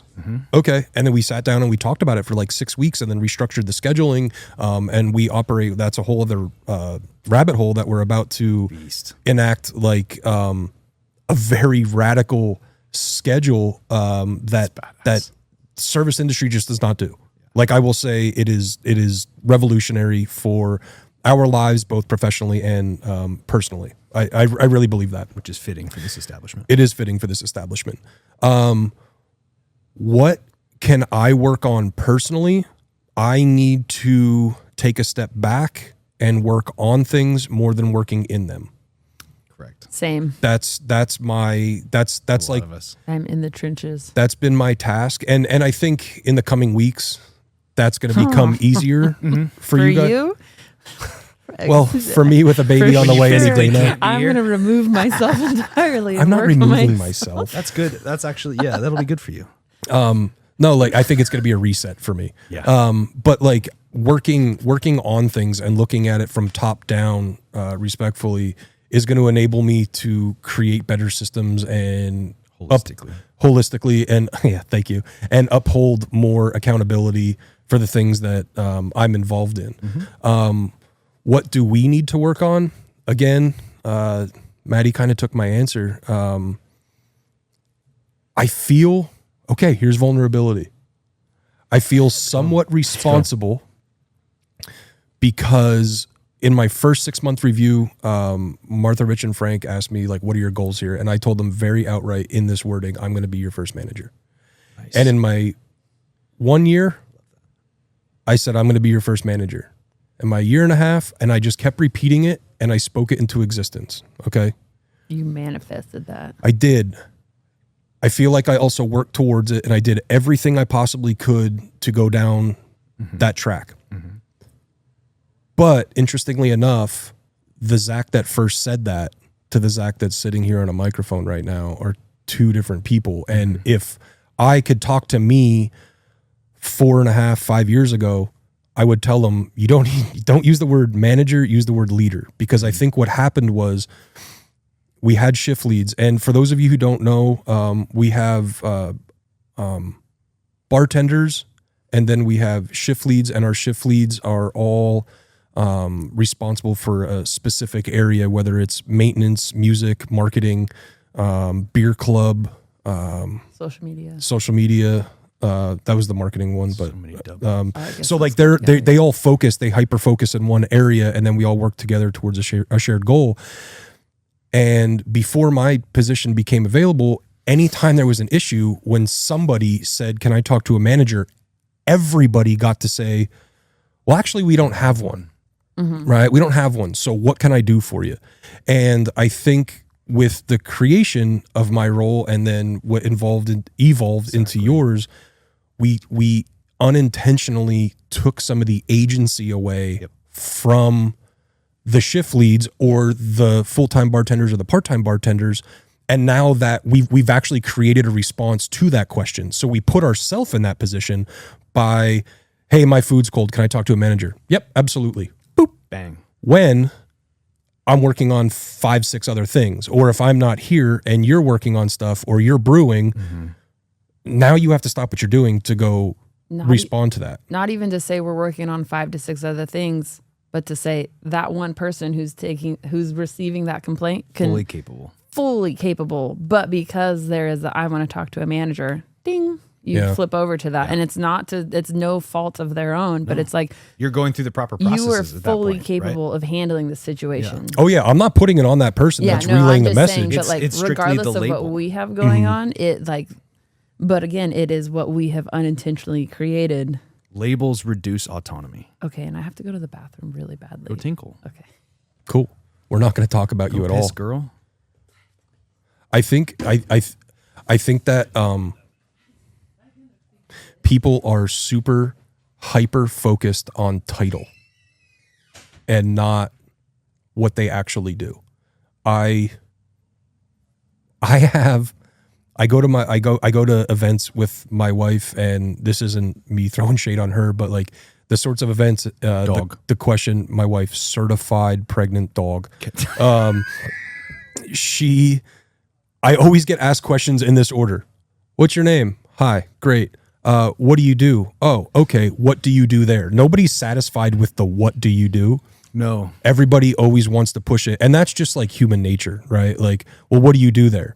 And what comes after your name? Yes. And I will tell you that those conversations have changed over the years when I tell them, and I can say that, right? But, and maybe it's selfish, or maybe I'm just trying to shorten the conversation or shut this person up and tell them like, oh, well, I run a kitchen and, I'm the manager and all that kind of stuff. And they go, oh, cool. Oh, that's awesome. But if you tell them like, oh, I'm a bartender there. All right, cool. Hors d'oeuvres, it's like, okay, what are we doing here? But yeah, people are hyper focused on titles. Over ability. Yeah, I would love to see like 10 years from now to see, not even 10 years, 3 years from now, seeing applications and seeing resumes. And when it has their name, what did they do? I was leadership level 1 at X for this many years. You know what I mean? Yeah. That's, I don't know if I can have any impact on rewriting the way people work like that, but Expert in clarity format yeah. of leadership. Yes. I Expert. was going to say, I just wanted to re-ask because I feel you guys had answered as a collective, but you guys are each individual managers in different tasks and you guys have different roles as managers. So I just wanted to double down and ask, like, what are your goals for your surroundings and what do you feel is getting in the way of checking those boxes? And that's like for each one of you, because you guys all do incredibly different things. I'm going first. Incredibly different. That's not English. Send it, brother. Raise a child. Is that a goal? Goal 1, raise a happy, healthy child. Goal 2 is I want the kitchen to be self-sustaining and be able to operate I think you're close. with, and I can't say no help because we all need help, but I want the kitchen to be self-sustaining so that my capacity is like, hey, I just need help figuring this out, and then help them figure that out. That's my goal with that. My second goal is and I feel like I can't move on to that one without the kitchen being self-sustaining, is I really want to get back into, I don't want to take on all the training because we're talking about giving our shift leads more agency and getting our bartenders and stuff more involved with the training and the onboarding process. But I really want to focus more on the hospitality side of the guest experience personally.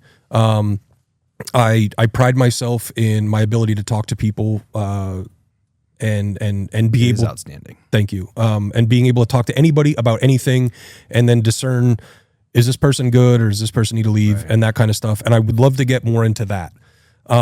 What is stopping me? It's a very simple answer with a very complex reaction. Me. You stole my answer. Me. Dick. Me. It's not a cop No, out. he's about to explain. He's about to explain. In the beginning of the podcast. Right. Yeah, not being. No, go ahead. no, Hit me, send it. Jake. Let's Go ahead. hear it. Send it. Let's Come hear on, it, dude. Because my answer is right now. That is, but at the very beginning of this podcast, you guys were talking about your biggest weakness is that the leaders eat last. And then here you are saying your goal is to continue that. Well, That's- see, That's bullshit.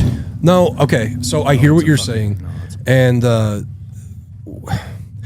I'm not saying that I need to continue to eat last. I'm saying that, and I'm not using the cop out of being more vulnerable. It's, I need to let people figure shit out more than me just giving you the answer, regardless if I have the answer right here. If I've lived through that experience 5, 10, 50 times, I kind of need you, maybe not leave you on your own to figure that out. I just need to hear what your thought process is, because I then might have to just give you the why. You're molding the thought process. Yes. I need to get better at helping the constructive thought process more than just going, I'm really busy, just do this, you're going to be fine. Does that make sense? Yes. Creating a problem-solving pathway Inception. that doesn't run straight to us. Yes. Yeah, I agree. So what you're saying, give people the chance to make those decisions almost like Yes. And part of making those decisions is, I don't want to say let people fail, but there is no failure. There is no failure. There's only learning.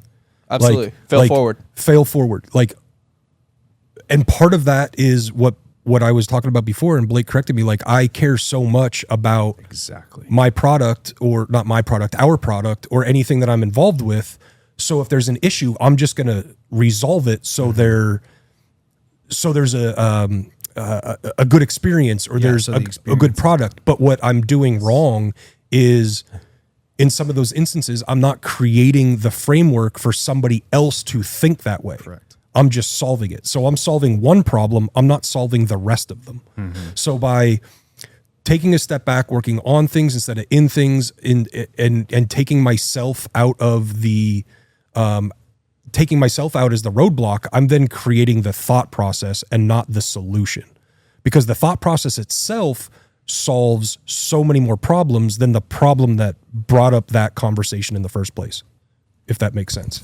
Do you feel it's, and I don't want to say lack of trust because that's not what I mean, but just lack of opportunity back there? As a sense for like things to come up? No. It's the pride It's the the pride. experience. Lack of opportunity. Every single time a ticket gets printed back there, there is at least 2 up to 12 things that can go wrong. And what I mean by that is, like, if you order a pretzel, it's a pretzel and salt. So bare minimum, right? Two things can go wrong. And maximum, if you're ordering nachos, you know what I mean? Like, they're all the things that go into that. Are we putting enough of it on there? Or does it look good? Are we giving them napkins? Like, with all that stuff. So like, and all those tickets that come out every time. So there's plenty of opportunities for that to happen. I meant opportunities for them to step up and fix it without going to you. I would give you the same answer. They can, if there's a problem with it, yes, there's, I don't think in this industry there's no lack of opportunity to solve a problem. There's so many variables. So when you say pride, is it like, where do you think the gap is then?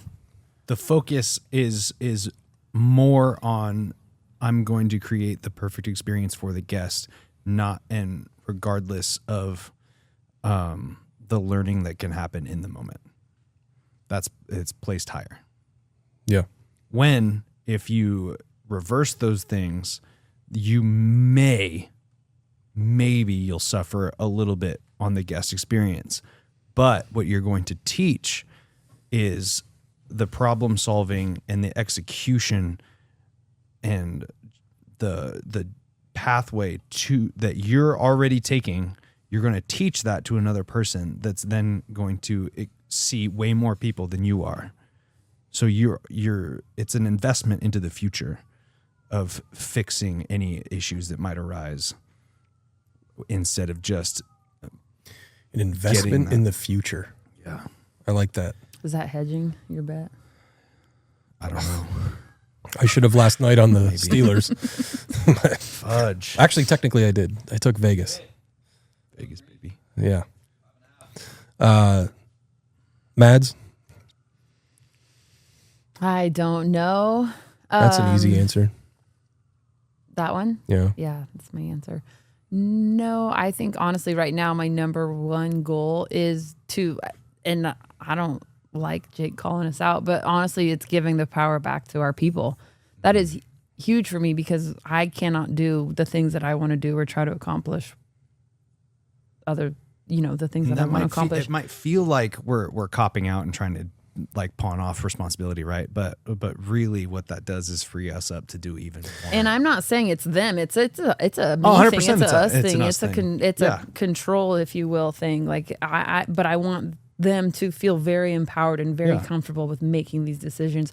So however I can do that is what one of my goals. And then I just had to my biggest issue has been like, now that I have this new role, there's this expectation that I can do this, and this, and this. Well, and I have to get out and of I'm work. gonna fucking do it. Yeah, and I'm still stuck in Right. I can't. in the trenches mode too. So trying to pull myself back. Yes, that's and I hard think too. those two things go together because it's giving the power to everybody who works here, and then removing myself because it's like, oh, this isn't being done, whatever that is, and I'm super capable and I can do this quickly. Bang. Whether it's this is more speaking in a bartending ship, Yeah, sure, and I'm really capable of doing that. So I'm gonna just go put myself there because that's easy for me, and I excel in this area.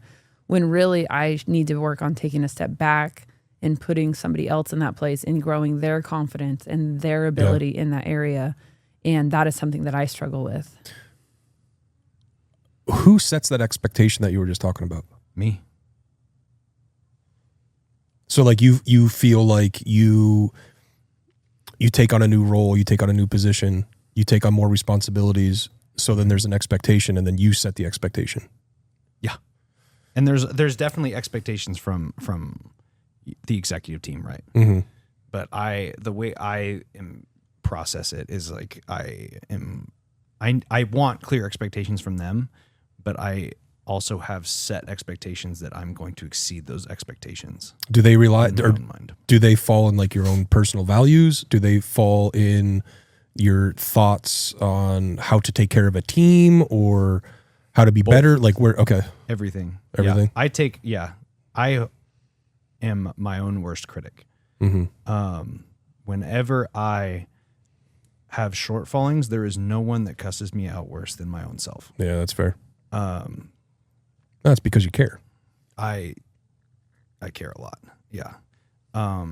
If not only in doing an excellent job for myself, but also for everyone that's around me. Mm-hmm. I've care more for you guys than I do most even friends in my life, just because of, this is like, it's almost like a battle buddy thing, right? Like you're depending on me to execute and I'm depending on you to execute. Mm-hmm. So, and then come beer knowledge, right? Like who's responsible for you having the beer knowledge? That's me. Mm-hmm. So if you have a shortcoming there, that's on me, right? If there's a shortcoming in, a closing shift that I was here for, that's on me, right? I should have. Yeah. And what I think is really, awesome about our relationship is if they don't have that knowledge, right? And by we, it's not just the three of us. We as a whole team are able to say like, hey dude, I just heard like 3 different people say the wrong notes on the Vienna. Right. And you go, okay, I'm going to meet up with everybody personally. Got it. Heard. And it's not like the reaction I don't get is, well, I told them, it's on the tasting notes. I sent a text message out. It's in the email. It's in the agenda. So I don't know what you want me to tell you. Right. Like we really promote like, oh dang. All right, cool. Thanks for bringing it to my attention. And it's putting a positive twist on, if you want to call it the negative feedback. It's not negative feedback, but it's feedback. Constructive. Right? It's constructive feedback. Being able to just be like, thank you for, and assume best intentions. Thank you for bringing that to my attention. And the reason I'm coming to you is because that's your soup. Right. Right. I'm not going to go in.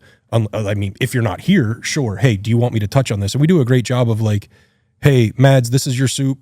Do you just want me to do it because I'm here? And then you can be like, you know what? I got it. I'll handle it. Or, if you don't mind, I got some stuff going on.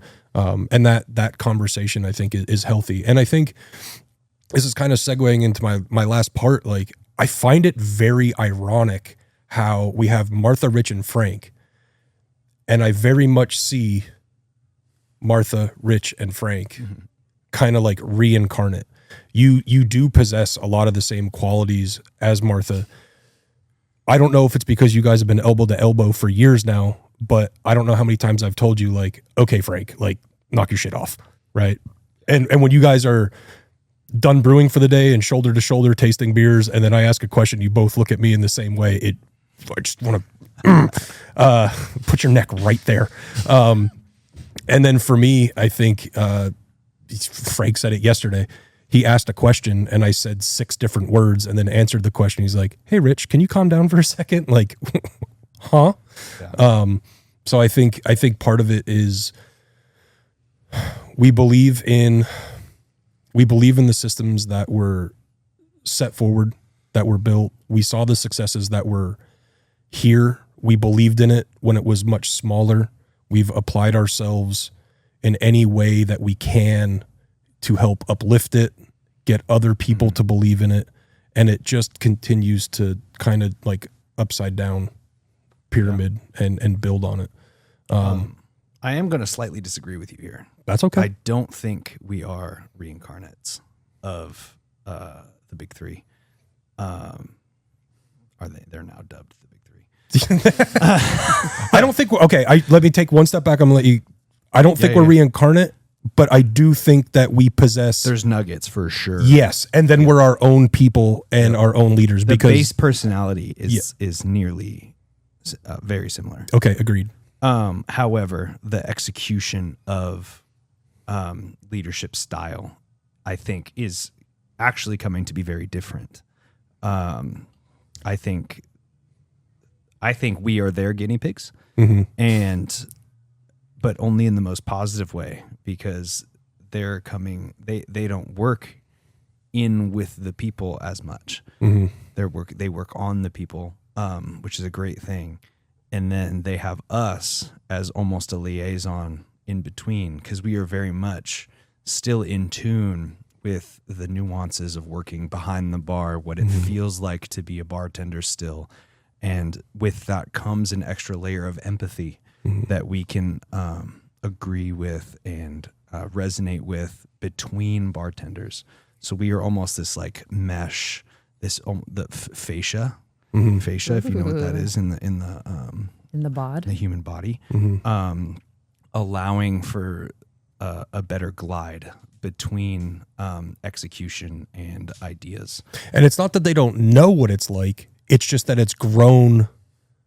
It's a living beast exponentially since they've been in it on the daily. Absolutely, right. And it that requires us to pivot. Like you said earlier, there's 5 different Zacks that have been here, because this organization has been through multiple different phases requiring different Zacks. Yeah, fair. So it takes the pivot, the adaptability, to be in these positions and make certain decisions. And my goal is back to the original question, right? Is to rise the tide for all of the boats. I want every one of our bartenders, I want to be considered one of the best in the area. I want you to be able to talk to anybody, and they're going to be able to, like, can you tell me about this Helles Lager? And they can give you the history between Pilsen and Munich and how the Helles Lager came to fruition, and the notes that it should be, the history of the production, right? How it was created. Whether they're a 12-hour-a-week bartender or a 40. 100%. Yeah. And that comes from, giving opportunity and reinforcement of the knowledge, experiencing the actual products themselves, tasting the differences between them, because taste is subjective, and you need to learn what the difference is and how it reflects in your own palate, in your own ideas, what you think is coming, what it actually looks like. Just creating, and that's just beer, right? I also want to do that for, how to cut guests off, how to handle large groups, problem solve throughout the day. Yeah. I'm here for individual development, and it's the diversity that we have that is our strength and how good we are. It's the diversity of personality. Yeah. That contributes to this culture, because everybody is welcome, as long as and we will preserve the culture. How about it? You just actually sparked me to my last goal, and I want to kick it to Mads if she has anything. My last goal is, like, when I see applications come through and I see resumes come through, and then I look down the resume and I see In-N-Out. Shout out to Dylan. I see In-N-Out and I go, whoa, In-N-Out. Okay. 2 years. Awesome. We know that they're consistent. We know that they're efficient. We know that they have a quality product. Yep. One of my goals is for when people work here and then they apply to the next stage in their life and they throw their resume out there, whoever's looking at their resume goes, Maddie Voss? Oh, California Coast Beer Company? Okay. Like helping setting that standard so that other people know us on a level of like, yo, I want this person on my team. I need that person on my team. Yeah, hopefully you never need a resume again. Yeah. Well, is this some foreshadowing? No, it's not foreshadowing. It's just you're. By the way, you're fired. Okay. No, that's not funny, but go see Frank for your last check. I would love to. Yeah. Please. But yeah, that's one of my other that out, goals. cut Yeah. Mads, do you have anything else to add to that? No. No, I sure don't. She's a tough cookie to crack and crumble. I am. Yeah. I don't, like I said earlier, I Because cookies should be do chewy. not like being vulnerable. Okay, we're gonna work on that as a team. We're going to work on it together. I said that we're gonna work on that together. Do you guys have any other questions related or things to talk about related to teams, leadership, who we are? If you can add any feature to your car, what would it be? We should have asked the team if they had any questions. Oh, for we us. should have. Zach, can you, or Jake, Jake, go can ask you Jen go and ask 'em? go ask them real quick? See what they got. I got one more. No, we're tired of yeah. hearing from you. No. No, I'm Okay. So because I was foretold that this is already on the SWAT, what is your guys' Oh. process for threats in the business? Like people who say, I just work here. What is your plan of attack?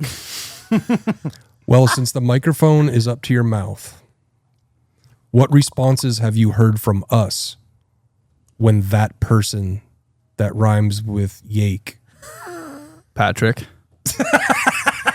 says things like, I just work here? Um, What responses have you heard from your leadership team? This isn't Patrick. I just get more than you're. I don't. Come on, hey, Oh, yeah. you can't Yeah, call you us do- out. you do it- Hold you on, do- finish that you're gonna sentence. sit there and say do that more we're than taking. just work here. Yes, Okay. sir. Yeah, Yes, sir. Yeah, that's what I get. Dog. that's it. Dog. Right? That's We what you didn't- say. We didn't stand in patina, you and I, for about Oh. 45 minutes and talk about applying. But that's a whole different conversation. We're not going to go down that rabbit hole. But I'm just saying. I'm Is it asking a from different a. conversation? Well, it is. I mean, I'm saying, do you guys want to spend another hour having that conversation? I got nothing but As long time, as I can sisters. go to the bathroom during this time, yes, I would love Good No. Lord, lady. I'm right there with her. But so like, what is your guys' like plans of getting said employee team member to? to. Cut him, get rid of him. Am I being fired? Well, I want to know. We'll go see Frank together. my first question is, I'm not asking you to answer it. I'll answer. I'm a straight shooter. That's fair. Sure is. I would ask, what makes you feel that way? It's just a response. It's okay. It's just a a response. response. All right. So then I would say, is that just a response that has an underlying meaning with the way that they're treated here? No, not at all. I don't think Okay. it's like actually like. I think you guys think when I say something like that, it's very much like I think less of myself, but it's more or less just like a little, you know? Yeah, no, and I hear you. But at the same time, I would remind this person that if other team members hear you say that, can they have the same mentality and it means something different from them than it does for you? Right? Yeah. Okay. On a devil's advocate, and this is me, this is a cop out, but I think you could apply that to anything. I could say anything and anyone could take it in any way. So if you came to me and said, hey, I got 3 guys I really need to get out of here right now. They've had too much to drink. They're starting to cause problems. If you came up to me and I shrugged my shoulders and said, yeah, I don't know what to tell you, dude. I just work here and do nothing. So where are you at with that problem? Well, that guy's unreliable. But have I ever said that into anything when it's someone asking me to do it? Have I ever actually with any you don't say anything. Have you ever asked me, Zach, to do anything and I've ever told you no? Nope. Yeah. It's just a saying. Why can't I? Because you're gonna bring up Sunday. You're gonna bring up No, Sunday. I think That's my day with baby Jay. I honestly think that it comes from a lighthearted place, and it wasn't you specifically. Like it, Well, it was. it's just it's just a phrase. Exactly. And that's all it is to me. And it's I have said the phrase as well. but I understand now that it has spread. I have said the phrase as well. But I think we need to be aware of what that portrays. One, to the people we work with. One, to who you're saying it. Like, granted, if you're in a situation, you're with friends and you're saying it, and it means one thing. But if somebody who is visiting Cal Coast and they've never been here before and they hear that, oh, I just work here, like, well, what experience are they getting, or what do they see from that person? They're the fun police. we do. But anyways, it's just I hear you. But this is like the first time that I've heard that it's just a response, right? So I can only operate off the information I have. Okay. So if I don't have all the information and you're only giving me a piece of it, I'm reacting on that piece, right? Then I'd argue the first place to go would be to that person. And I have. Have we? Yes. the 45-minute conversation in Patina. But yes, we have. Yeah. Okay. So moving on from that, we don't have to talk about it. But then my goal is so that doesn't spread, right? Can we cut this segment? Yeah, we can cut anything. But Do we not want this in? I kind of do. This is my actual, like, I'm just wondering what is the leadership side of, like, there's a threat now. How are we going to pursue it? I'm letting everyone kind of We're hear. going to have them on the podcast and we're going to talk about it. So then whether or not you're just saying it and it's just a statement, it's now bled to somebody else that I didn't know that you've said that before. I'm a trendsetter. I have said it, but it's Trendsetter, in. the second But person however, actually is it's the been in a sort of situation where it's amongst one's just people I weird. know where it's like, I just work here. Like they know it's a joke. Right. However, But- but being cognizant of the situation and be like, oh, could so and so hear it? No, Or that's am fair. these other people going to hear? Who's hearing it, and how are they going to Fair. take it? Okay, so let's take a step away from just the things that are said. And what I'm also hearing is when I hear I just work here, my mind as a leader goes to, okay, well then I need to pump you up and make you very aware that you don't just work here. You've eaten the breadcrumbs of, hey, we're going to do a podcast. Hey, I want to do a podcast. Hey, here's the impact a podcast can have. And you are able to say, maybe not in these words, I don't know what I'm doing, but I'm going to do it. Right. And that's how this place started, basically. And it's not that they didn't know what they were doing, but they found the right people to do it. So I want to make sure that person is aware that they're cared for. They're doing more than they think. We're harder on ourselves than reality tends to really be.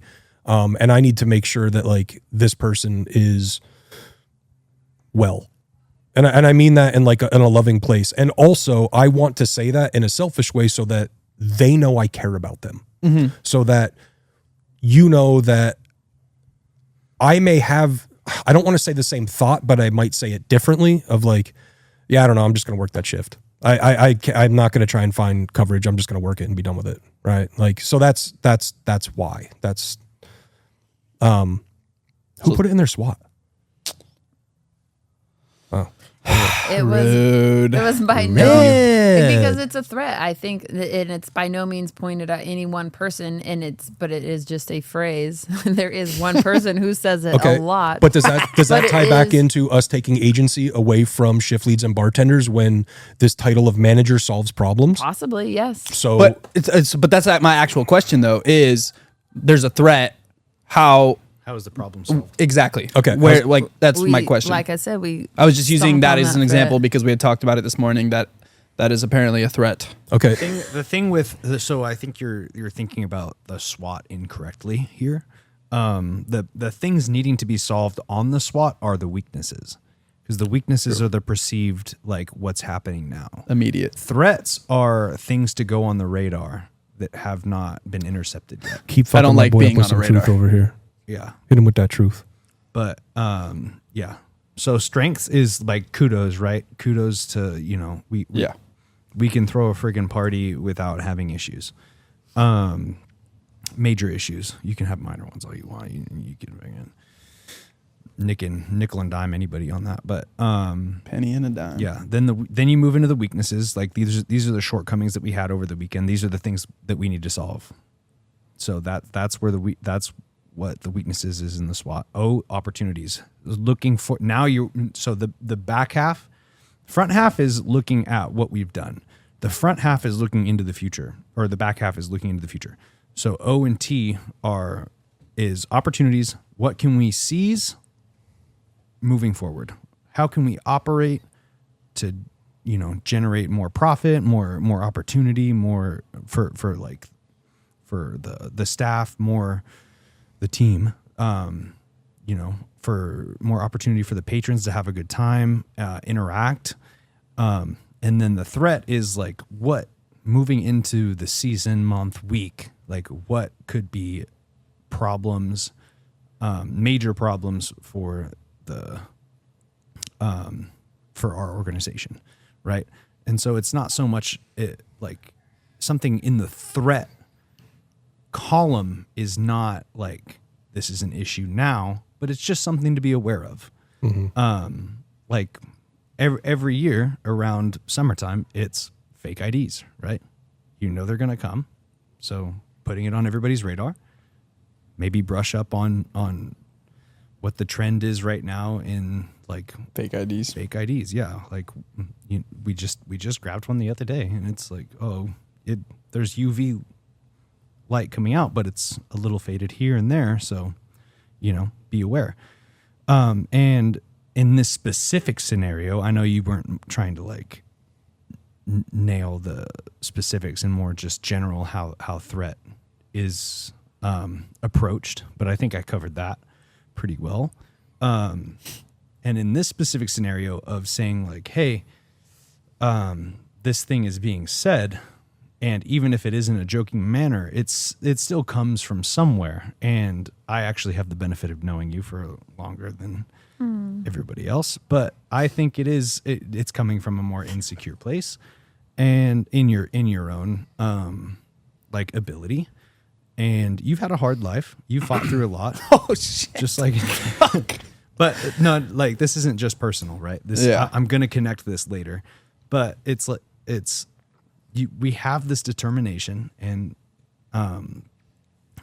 this team is a breeding ground for being able to rise with the tide and look next to you and then like have someone be like, no, dude, you don't just work here.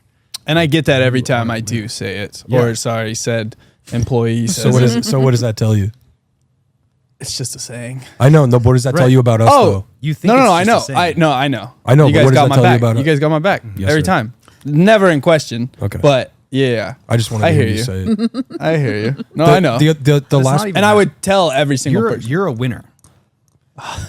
You're a fucking winner, dog. Okay. Like this- Well, therapy If you weren't, might have just ended. if You you are weren't, on a couch right now. This is appropriate. if you weren't, you wouldn't be here.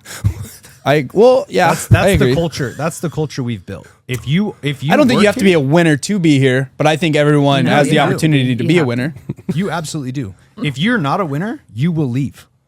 Oh, okay. I see what you're saying. Yeah. But I think you don't have to. I mean, like day one, if you're not a winner, like I totally see you. No. You have every opportunity to become one. Yeah. absolutely.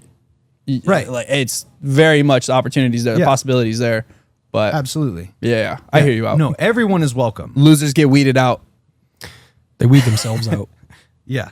They weed themselves out because we don't give up on people. Nah. I just like we go through great efforts. We to- do more than just work here. We do. Oh, Yeah. what? What are all these ink blot pictures and why do they look like my parents are fighting? Absolutely. Absolutely. As someone who studied. Terrible. It's not funny, Zach. Yeah, it is. Sorry, I just work here. Sorry, I just Boom. sucky. Psychoanalysis. No, the last point too that I just wanted to make is like if we have 25 SWOT analysis on one piece of paper and one person puts one thing down as a threat, sure, it's on our radar. We're typically going to go to that person and talk to them like, all right, I noticed you put this. Let's have a conversation. Help me understand why it's there. Help me understand why it's not in a weakness, right? Help me understand why it's there in general. If 6 people, I'm just picking a number, put the same thing down in a threat, whoa, timeout. Now we're going back to like are you doing it wrong? Are we teaching it wrong? Are we allowing it to happen? Depending on the thing. Yeah, depending on the thing. So like it's all it's pretty delicate in the way that it gets handled to make sure is it one person that has a personal concern or does it really like bleed into us and our culture, and is it really a threat? Like, because we all care about different things. We are all focused on different things. Not that we don't care about certain things, but like is it just, did a person have a bad day when they filled that out and they feel like they're closing a lot, and then we go back and look at the schedule and, well, actually you closed twice this week. You had 2 middle shifts and an opening, and the week before that it was all opening, right? Like finding like the basal reason for why that's there. And that's not dismissive. It's just cool. It's a short blurb of how you feel. Now we need to dive into why it's like that. How do we have to fix it? And not ignore it. Because admittedly, like burnout was seen on there a lot. I put it regularly. Yeah, you also put burgers on Sundays. And soup du jour. Those are both great opportunities. Oh, yeah, Burgers and burgers on soup du jour. Sundays. But burnout is a very, very come November real 6th, threat. you can do soup du jour every du jour. There you go. But Butternut squash. Campbell's Any- chicken noodle. Here we come. any other final thoughts, questions? Does Mike Wazowski wink or blink? It's definitely just a blink because it's one eye. Is it though? Can you blink sensually? What? What? Nope. All right, I think with that, thank you for listening. Like, subscribe, Follow? follow, Comment. Comment. come in and say hi. Come in and keep telling us what you think No of this podcast. autographs, please. Unless you're signing checks for me. Comment, like, subscribe. We love when you guys come in and say like, yo, just listen to your podcast, got to learn this about you, or I didn't know that. That's really cool. But we appreciate you guys. We would not be able to sit here and do this without the team we have, without the executive team we have, without you guys listening, and without your 6+ years of support. So Cal Coast, we appreciate you. Bang. Bang, bang.